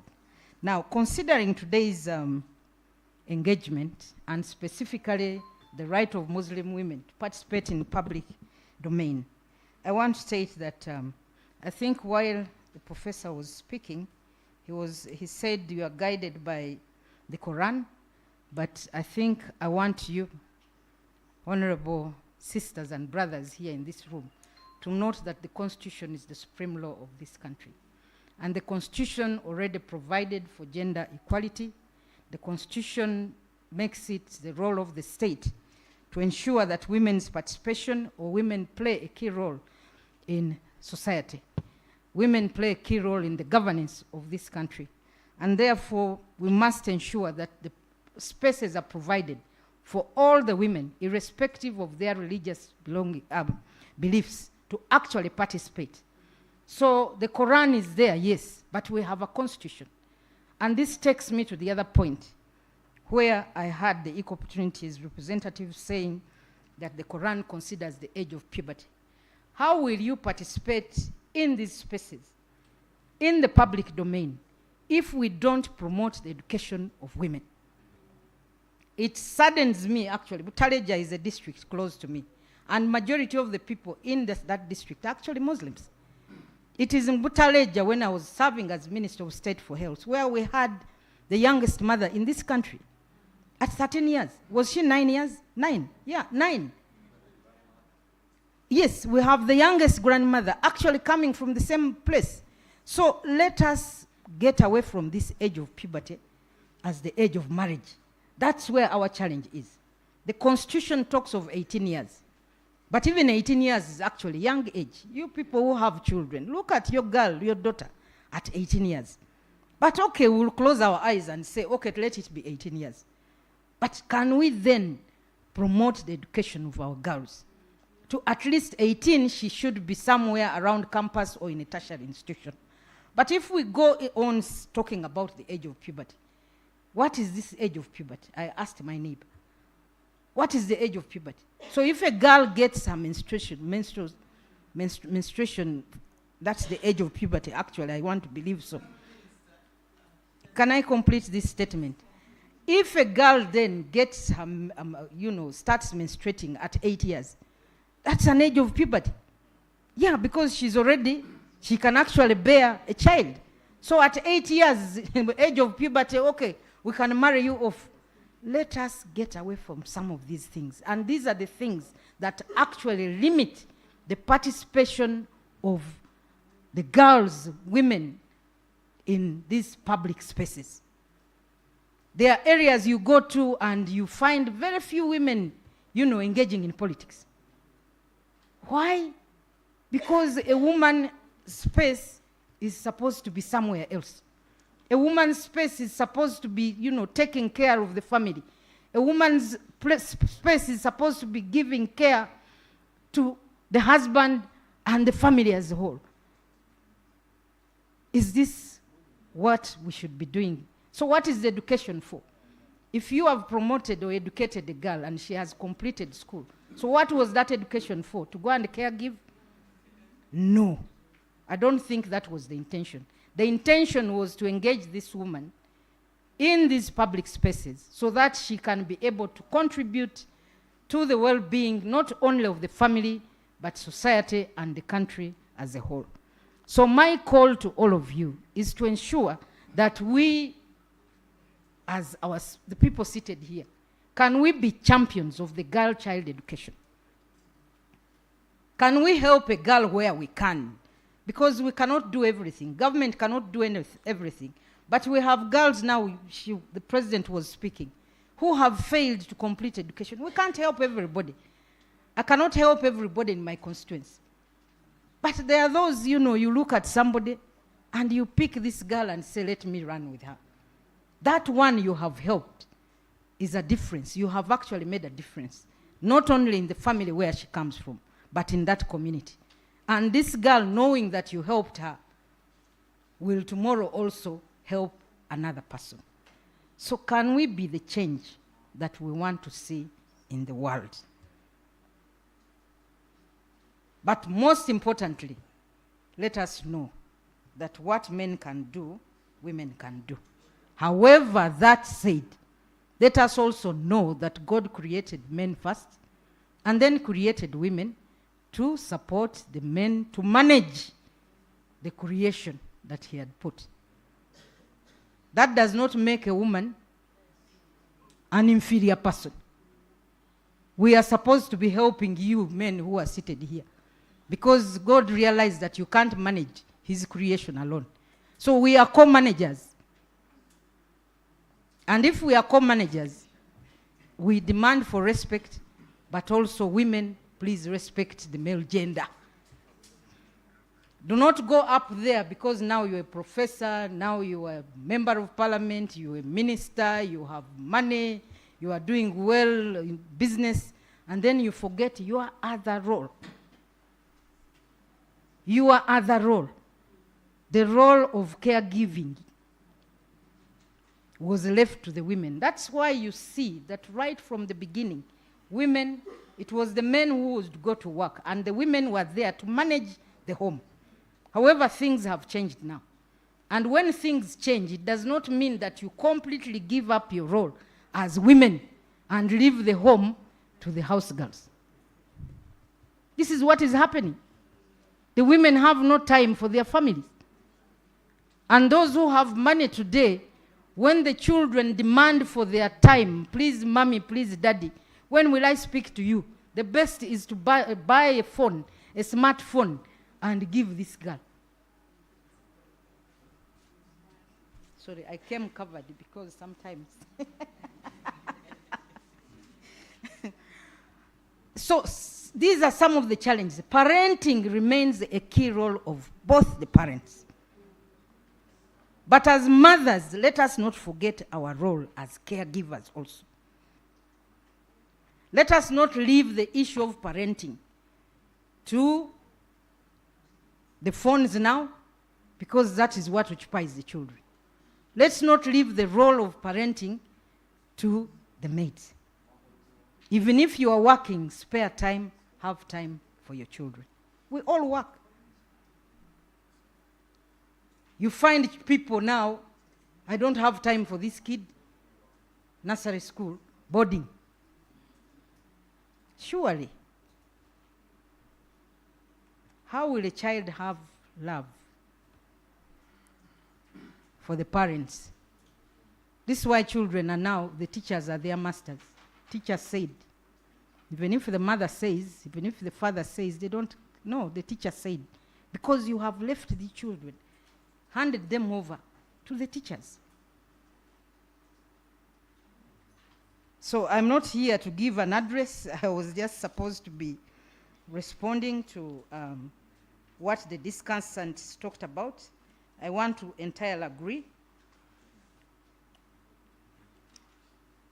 with some of the statements that were made here, but let us know that our participation in this, in the public domain, is dependent on our education. Education, therefore, is a key thing. All the people seated here speaking went to school. Some are still in school. So let us ensure that we use the state institutions where we can't afford the public institutions to educate the children. The Constitution mandates the government to provide free and compulsory education.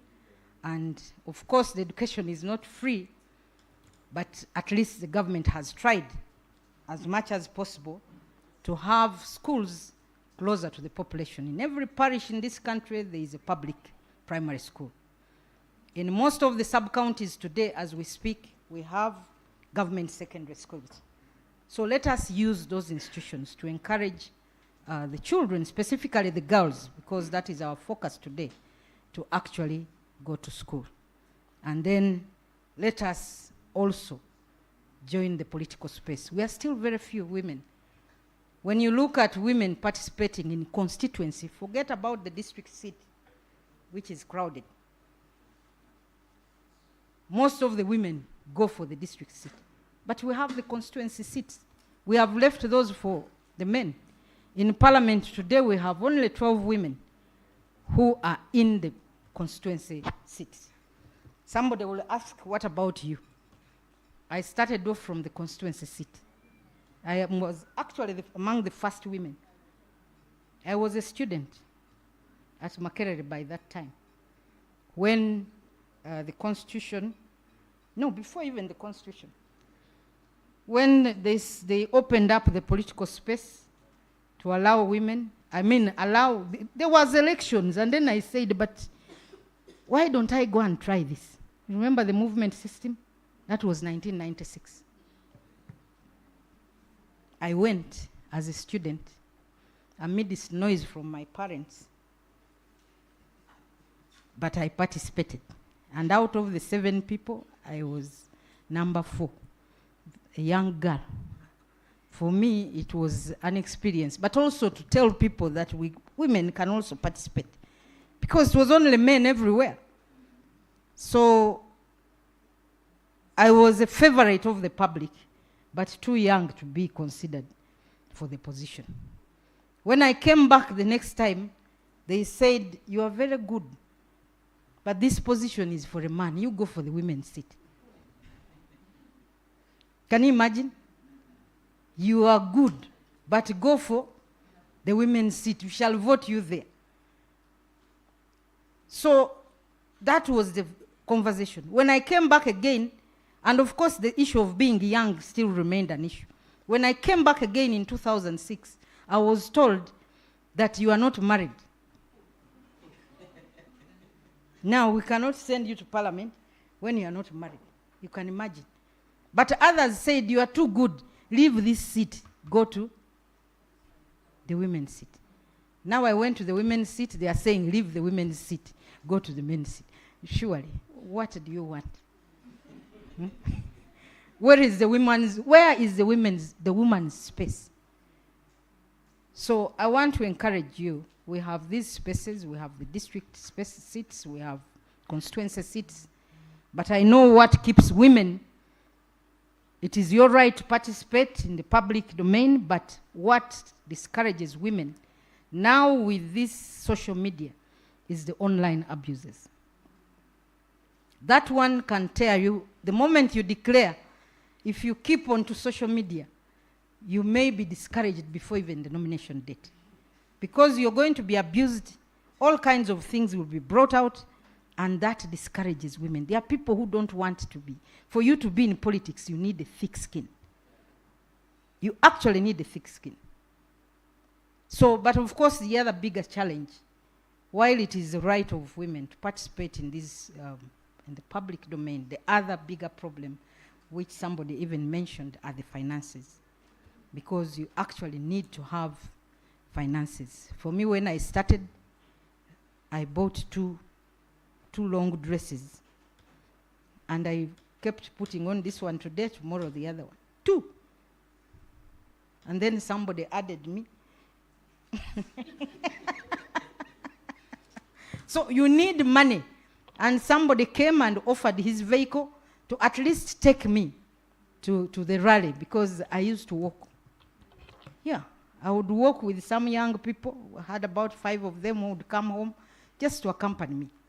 But this person, may God really bless him, he was a special hire man, came and said, I will be taking you, go and do my work, and come and pick you when you are done.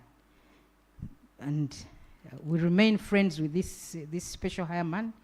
He's actually he now lives in Australia and keeps in touch. He's actually a Muslim man called Bakari, very kind.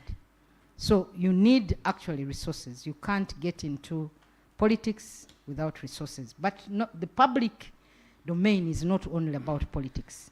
There are other there are positions in the public, but these positions like public service, some of these government institutions, you need to be educated. You can't sit in those boardrooms without the education.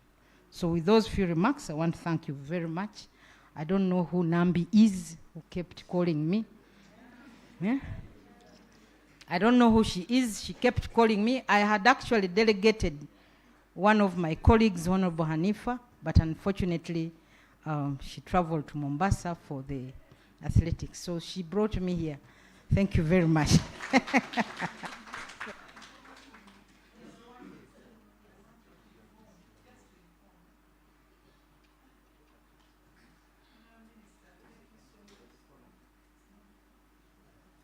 Thank you so much, Honorable Minister.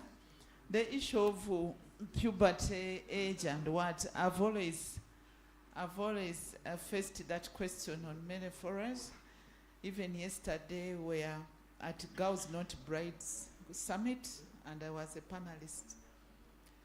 The conclusion on that matter is that, sorry, on behalf of Equal Opportunities, she spoke but without authority. She's not a scholar of Islamic knowledge. But on her behalf, I want to inform the House that two injunctions were mixed up, where the Prophet said, don't delay giving out the daughters in marriage, don't delay prayer, don't delay, there are three things. And in another hadith, he said, if he comes to you, if a man comes to you and you are satisfied with his religion and character, give him your daughter and don't look into other things. And how to harmonize the two injunctions is that the delay that the Prophet talked about is that when everything is in place, because as time goes on, things unfold. Right now we have testing of blood. During Prophet's time, it was not there. So you have seen all that. We have blood tested, and then you delay the wedding is 2 years to come. That is the kind of delay that he talked about. But I want to inform the House that the Muslims in Uganda were part of the bigger Uganda that domesticated the issue of 18 years. Consultations were made and we accepted. And if a Muslim gives a girl out below that age, the law will take its course, because we are part of the bigger Uganda and we really follow it without any hesitation. I submit. Thank you very much. Because of time, I couldn't delve into other issues. But remember, this is one of the reasons. Much as we talk about 18 years as the adult age, we still continue to see young girls being married off at an early age, sometimes because of, it's parental pressure. You remember the young girl who was in school thanks to social media. Yes, and you remember the girl who was forced into a car and she was going to be married off? Just a young girl. So we've realized that the law, the way it is not working. And in the marriage bill, I am the mover of the marriage bill. These are some of the things that we hope to deal with. Because you realize that oftentimes, sometimes, for those who proceed to take action, they will take on the man for defilement. But what about the parents who give out this girl? What about the parents who receive this girl in their homes at that early age? So the marriage bill currently, the way it is, makes it an offense for any person. Actually, we are now tagging it to the parents, those who attend some of these. I remember I attended a wedding in one of my sub-counties in Tororo, and this girl was underage. So when we realized, we actually started murmuring amongst ourselves And actually, one of us, we called the police. Yes, it was wrong. And unfortunately, the bride disappeared at that point. She was whisked away. Somebody, I think, hinted on it. But so these things happen. So now, if we don't take on the parents, then the vice will actually continue. So these are some of the things that we are bringing up. And allow me to thank you, the Muslim community, because we consulted the Interreligious Council, we consulted the leaders in this faith on this marriage bill, and we have carried the provisions as it is and put it in the marriage bill. And they all agree that 18 is actually the adult age, which is good. So what this bill, of course, today I have seen headlines in New Vision. Its paper is not here.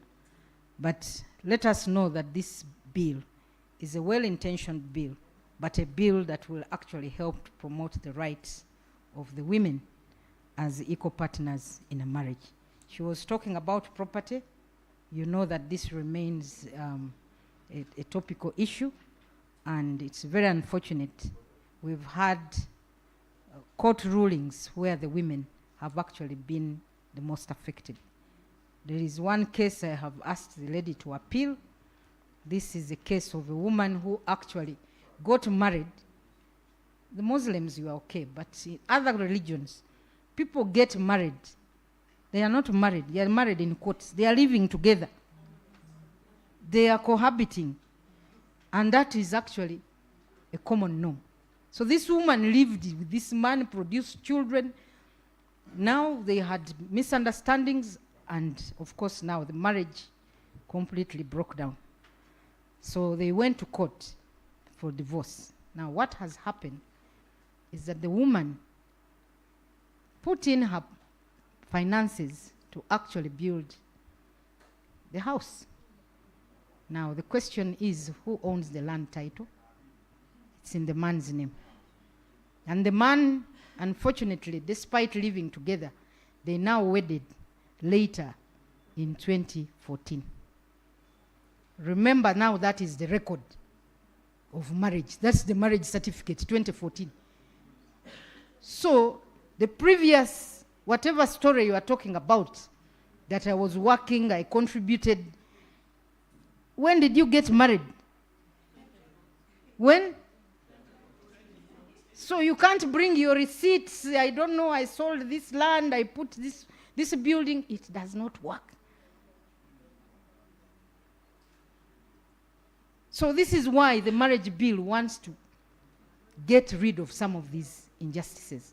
That from the time you are living together, go and register at the sub-county level as husband and wife. Those weddings can come later. But at least, and know that the religious institutions that conduct marriages do it on behalf of the state. So when you go and register, at least there is a record that you are actually a married couple. Then those other things, you can do them later. Now look at many people here, I'm sure even here, those who are not Muslims, there are people cohabiting. And you are busy contributing to family property. So what are you going to present tomorrow? Even if you contributed, the simple question that when did I marry you? It's not there. So let us support the marriage bill. It's a well-intentioned piece of legislation. I want to encourage you as the women's movement under Islam to actually look at this bill and go and make improvements to the bill, because now the bill is before the Committee of Legal and the Committee on Gender and Labor. Thank you very much.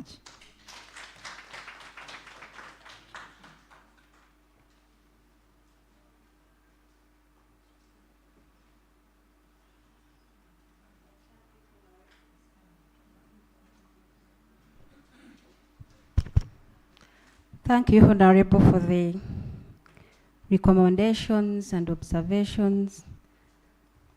Some points you've hinted on. We thank you so much. In a special way, I once again thank you for honoring the invite for Mcjl.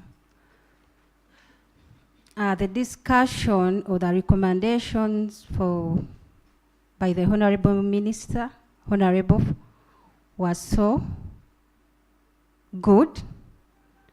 Actually, I have seen Sheikh Thurayya. Thank you for the response on the clarification on the puberty age. In the same way, Honorable came in when Doctor was going to respond to the question by the VP, Vice President of Uganda Muslim Lawyers Association. Dr. Abdul Hafid, the VP had asked that you had left the audience, you posed questions to the audience. She's also saying, what practical advice can you give? In the same way, I would also request you to still hand on some hints the Honorable has pointed out. The question of Sharia versus the Constitution. I politely request you to hint a little bit on that thing so that we have the audience understand when Sharia can work together with the Constitution of the Republic of Uganda. Thank you so much. You are welcome, Doctor.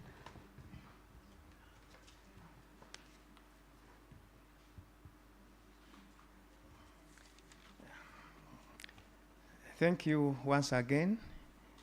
And Honorable Sarah, thank you so much for the insights that you have shared with the audience. Let me start with a question that was raised by Councillor Sophie. First of all, I want to congratulate you, Sophie, for having well understood my presentation. Because the responses actually indicate that you understood. As an academician and also the Islamic legal expert, I'm not meant to give practical solutions, but I'm meant to lay to the audience what is supposed to be done in order to achieve that. And this is what I have tried to do. You know, this is the nature of Islamic law. Islamic law is universal.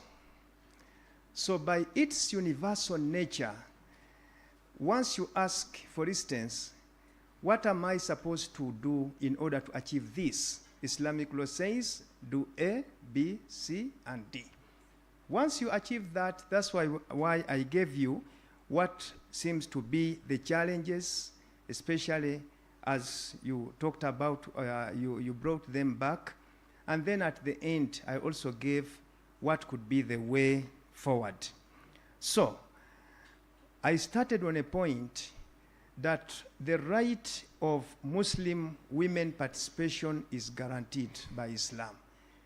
But we need to do A, B, C, D. Once we do that, then there is no problem. And that's why I could say that a forum like this one should now actually send the message towards actualizing what is supposed to be done so that we are there. The good thing is that we already have some role models, you inclusive. So, your being there is already a statement that Islam has allowed a woman to get out, but we need to clear A, B, C, D. And once we do that, then we can get there in a full swing. I want to thank Honorable Sarah for sharing her insights, especially on Constitution versus the Quran. Madam Honorable, I want to assure you and to assure the public that Quran being the first source of law for Muslims, at the same time, it also accommodates the man-made laws as long as they do not contradict the principles. Now, when it comes to our Constitution, allow me to say, I had already talked to Councillor Zakia, and we had made a plan to run some series to find out the nexus between the Constitution and the Sharia.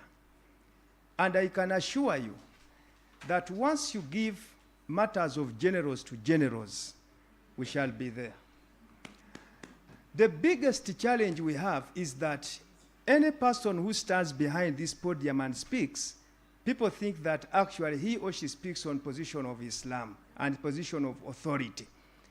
But once we get the right people, there is nothing in the Constitution of Uganda that we cannot find a meeting point between Sharia and law. That one I can assure you. So, why am I making such a statement? For instance, the age limit. Thank you so much, Sheikh Thurayya, that the puberty issue. The puberty issue does not have any problem as far as Sharia is concerned. And what I would like the public to appreciate, the acts of individuals shouldn't necessarily be put on the system. We are finding situations whereby someone has chosen to marry off an 8-year-old girl simply because she has hit the first mens. Is that the position of Sharia? It is not. If we are talking about puberty, puberty is supposed to be responsibility-based. Now, if we talk about, okay, 9 years, she has gone into menses. Now, what can a 9-year-old daughter do in marriage? Which kind of marriage could you think about that? 9 years, she's married, you know, she has understood this, she can do this, she can do that. Besides that, if you go to the traditions of Islam, you will actually find out that even the age varies according to responsibility. At one moment, a person wanted to participate in the Holy War, and he was 15. The Prophet said, no, you cannot allow you. You are still a minor at 15. In the following year, when he attained 16, the Prophet gave him permission. Where are those being cited amidst the Islamic what? Scholarship.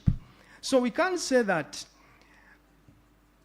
on the issue of Constitution and Sharia, there is always a legal principle in Islam which says customs are authoritative. Sheikh Thurayya has brought it out very clearly. Muslims were consulted when they were making the Constitution. And Honorable Sarah has also said that in the marriage bill, they were consulted. If they gave their consent to that, then it became a custom. Yes. It became a custom. Sharia does not contradict a custom that does not contradict its basic fundamentals. And that's all. So that's what I could say. Thank you so much.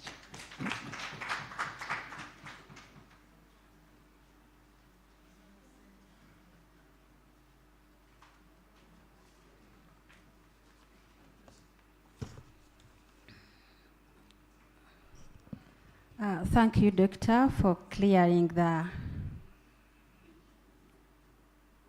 air.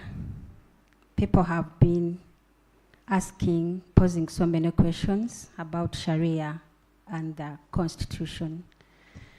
We have reactions.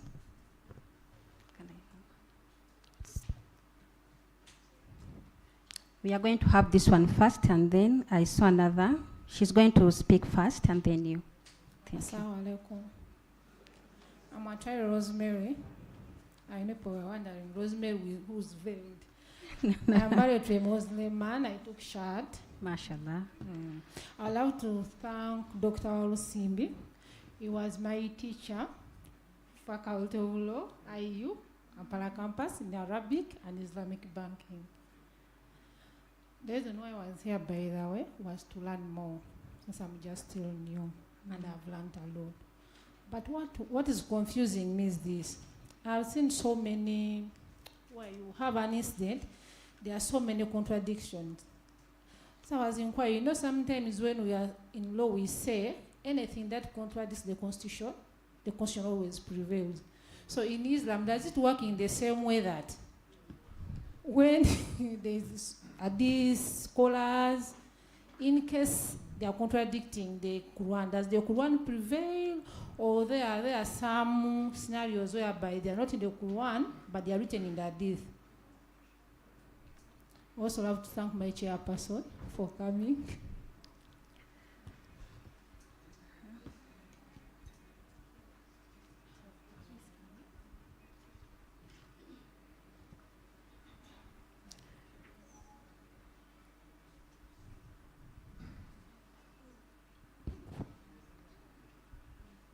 Thank you so much.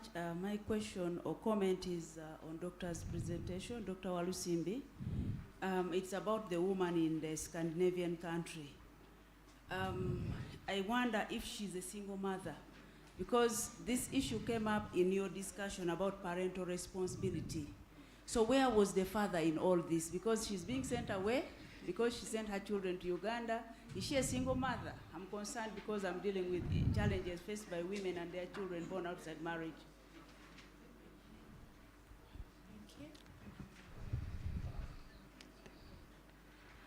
Ladies, we are going to take one question from Hajat. And then I would request, Doctor has requested is having an urgent meeting. Actually, he was supposed to leave by midday. And I'm seeing most of the questions are directed to him. But alhamdulillah, I'm going to allow him to leave. We still have Thurayya. She's going...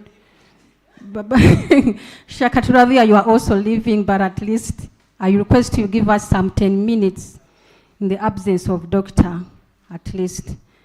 So let's have one question from Hajat. Doctor, I'm going to request you to respond to those questions in just 3 minutes, and you take leave of this occasion. Thank you so much. May peace, mercy, and blessings of Allah be upon you all. Our Honorable Minister, the President, Mcjl, all protocols observed.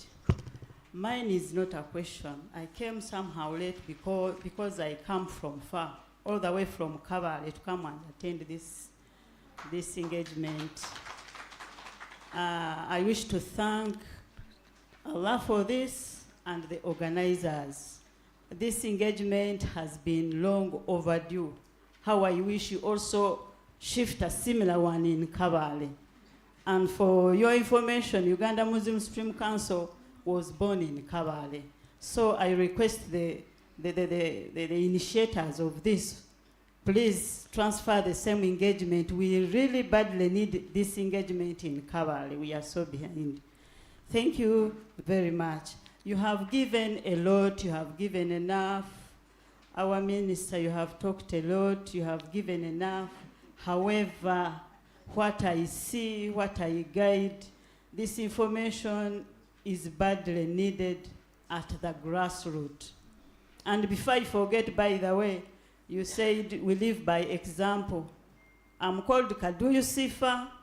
I'm an aspiring candidate on the Woman Member of Parliament, Kabale City, Inshallah. And I work as a Vice President, Kabale Municipal Development Forum. I have a group of 20, all stakeholders are represented. So I'm lacking this there. Please, please, please. And members, I need resources, by the way. Our minister was saying she was footing, looking for votes. I'm in her shoes. I don't have a vehicle, I'm on border, I want votes. As a Muslim, I'm the first Muslim to contest, to wish to stand on that post in the history of Kabale. Wherever I go, they say, Hajat, you want votes? You want to stand? Now I ask myself, why not?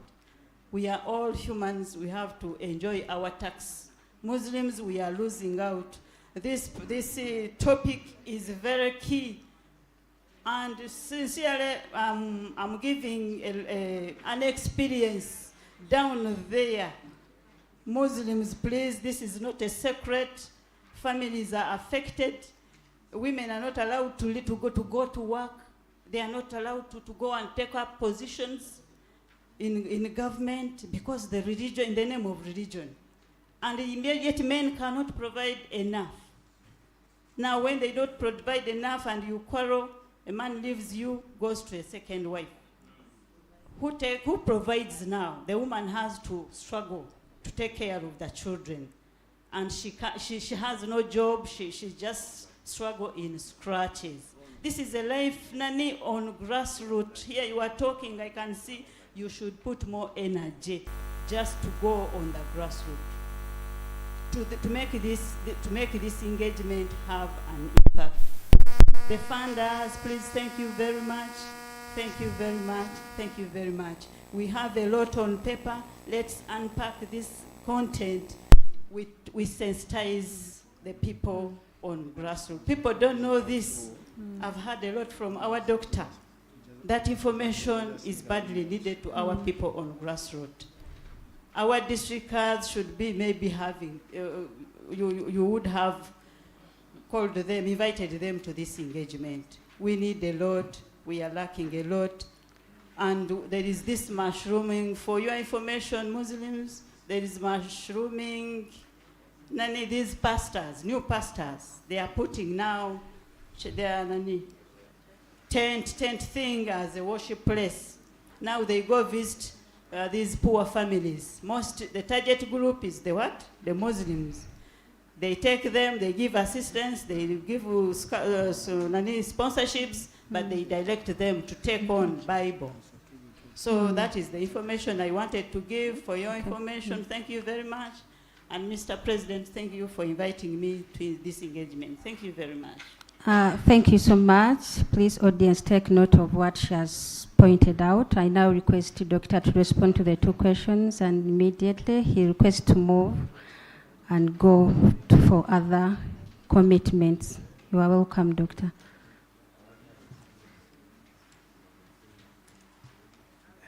I thank you so much. But going forward, Muslim Center, can you organize something similar so that we can actually exhaust this topic, because it really needs time. But quick ones, starting with my student, anything that contradicts the Constitution shall be considered null and void to the extent of that contradiction, right? Do we have the same if Quran contradicts with the Constitution? I can answer that from 4 main points, and I know you are a lawyer, you can grasp. 1, Ugandan Muslims are living in Uganda. So what does that one mean? It means that in case of any contradiction, we must find a way how to harmonize to continue living in Uganda, but at the same time also enjoy our right as Muslims. Secondly, there is a legal maxim in Sharia which says upholding or harmonizing 2 contradicting positions is better than disregarding 1. So whenever we find ourselves stuck, we cannot sacrifice the Constitution because we live in Uganda. We cannot sacrifice the Quran because we are Muslims. We must find the nexus. We must find where to meet. The second last. These days there is a certain jurisprudence. It is called the jurisprudence of reality, or the contemporary jurisprudence. Meaning that away from this and that, what's the reality? And once we go with the jurisprudence of reality, or the contemporary jurisprudence, we shall find a way. For instance, many things took place before, and things have changed now. So you need to engage the legal brains and come to address these issues. Finally, there is a jurisprudence of Muslim minorities. We know that as Muslims in Uganda, we are minorities. And therefore, it means that there must be a certain way how we should approach the Islamic laws as minority Muslims. And there has been very many write-ups about that. The second question from my sister Where is the father in the picture? I cannot give an accountability to where the father had gone, but what is on record is that the father had already disregarded the responsibility and the legally and formally registered under the mother. Yet the mother is also a breadwinner, and she cannot actually combine between work and taking care of the children. So she chooses to send the children to the judge here, and so that she can attend to the job there, and then the system can monitor where are our citizens. And if our citizens are not seen, then you are not a responsible mother, and therefore we deregister you, and we deregister the what? The children. Those are the... There are bigger questions there. Yeah, thank you so much. So, thank you so much, and the audience, with due respect, I request that I leave because I have an engagement that is actually calling me. Thank you so much. Thank you so much, Doctor. I request the President, Muslim Center for Justice and Law, to shake that doctor as he's moving out for other commitments. My audience, the discussion is so hot, I request we are going to stop. We have no time, it is just starting, in fact. I don't know. We are going to provide emails. I'm only requesting one person in just 1 minute, a security officer, because with here we are secured. I request Hajati, the police officer we have here, to just give one comment in 1 minute, and then we close the discussion. It is so hot, but we cannot continue. I beg, please. Thank you so much. I was going to feel bad leaving this room without talking something. Superintendent of Police, Nachigudere Malutale, Divisional Child and Family, Old Kampala. I have some few issues. As Child and Family, Old Kampala, we do handle very many cases, and some of the issues we handle, domestic violence and neglect to provide. Last time I received a lady, a Muslim lady. She had finished her degree, she wanted a job, so I recommended her in a certain organization. Reaching there, they told her to first remove the veil before giving her the what? The job. The only thing I told her is to quit that place. So we are looking for another job. Another issue, it is on the issue of domestic violence. We have a challenge as Child and Family. Men, Muslim men are refusing women to work. Even there is a lady who had got a job worth 600,000. The man told her either to leave the job or to remain where? At home. Then later he told her, I'm going to pay you double. But remember, this lady is going to remain as a housewife. Her degree is going to remain at home. So we have a challenge on the side of Muslim men. Then another issue, we are supposed, they talked about the issue of engaging men, sensitizing men. You know, we have refugees in Uganda, and we have a culture which doesn't allow women to report any case at the police. If you report a case, you find your items outside the house. We are supposed to engage. I've not seen any refugee representative in this room, but we are supposed to engage also refugees to be part of us. Then another issue, it is on the issue of child neglect. Parents, especially Muslims, they don't take education as the first priority. I received a case of a man, the girl stopped in S6. Mom wanted the girl to go to university. Daddy decided to get for her a shop to sell sharias. That the reason as to why you are going to the university, you are going to look for a job. I've already got for you what? A job. So we still have that gap on the side of our parents. Then another issue, Madam Sarah talked about the issue of parenting. We received a case of a missing girl. Good enough, she had the contact of the mother. When we contacted the mother, she told us that I'm in a new marriage and let that girl go back to her father. When we tried asking her the contact of the father informed us inform that woman who has given you my contact to tell that girl the right dad. So we still have that issue of parenting. Parents no longer love kids. They prefer being alone as parents. Another issue, we have a challenge with the schools, the sexual harassment. Madam Sarah, we had a challenge with the COVID. Our girls are in school, but I don't know whether male teachers are seeing them as women. We even had an incident of a girl whom they refused to do her end of exam, ICT, because she refused that teacher in A3. That teacher revenged the girl in the practical part. At first, they gave her a faulty CD, then disorganized her until the exam ended. So we still have that challenge of visiting schools. If kids are at school, let the male teachers know that they are their what? They are kids. Way forward, let us be friends. Help the person who is experiencing the problem by inviting them to participate in activities. It is not good to find your colleague to find your colleague as a failure. Then be an individual. Think for yourself. Don't follow the crowd. We have a challenge.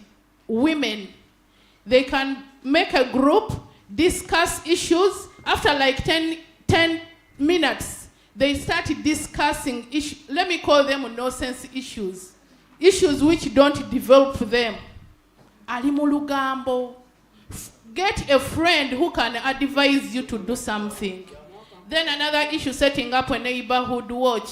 If you are seeing that your colleague is experiencing ABCD, as Child and Family Office, we have a toll-free number. It is at Command Center Naguru, that is 0800-1991-95. If you are seeing that your colleague is experiencing something, please contact that number. Lastly, campaigns to raise awareness. Let us go in the communities. For us, we are here, we have got some knowledge, but people deep in the community, they have zero. They are green about the issue of becoming leaders in public. Thank you so much. Ladies and gentlemen, due to the time factor, allow me at this time to thank my panelists, the paper presenter, Dr. Thurayya, my audience, and all of people who have contributed, those who are following online. Thank you so much for your insightful presentation and for shedding light on this important topic. Your knowledge and perspective have greatly enriched our understanding of the right of Muslim women to participate in the public domain of Uganda. We deeply appreciate the depth of your research and the practical solutions you have shared. Your contribution today will surely inspire further dialogue and action. Thank you once again for your time and expertise. I now hand over the mic to... Yeah, thank you, Councillor Zakia, for the wonderful moderation of this session. I think she deserves a hand of applause. Yeah, it is kind of challenging. I know when it comes to issues to do with faith, they're always challenging and they are triggering people's thinking and minds. So people had a lot to ask.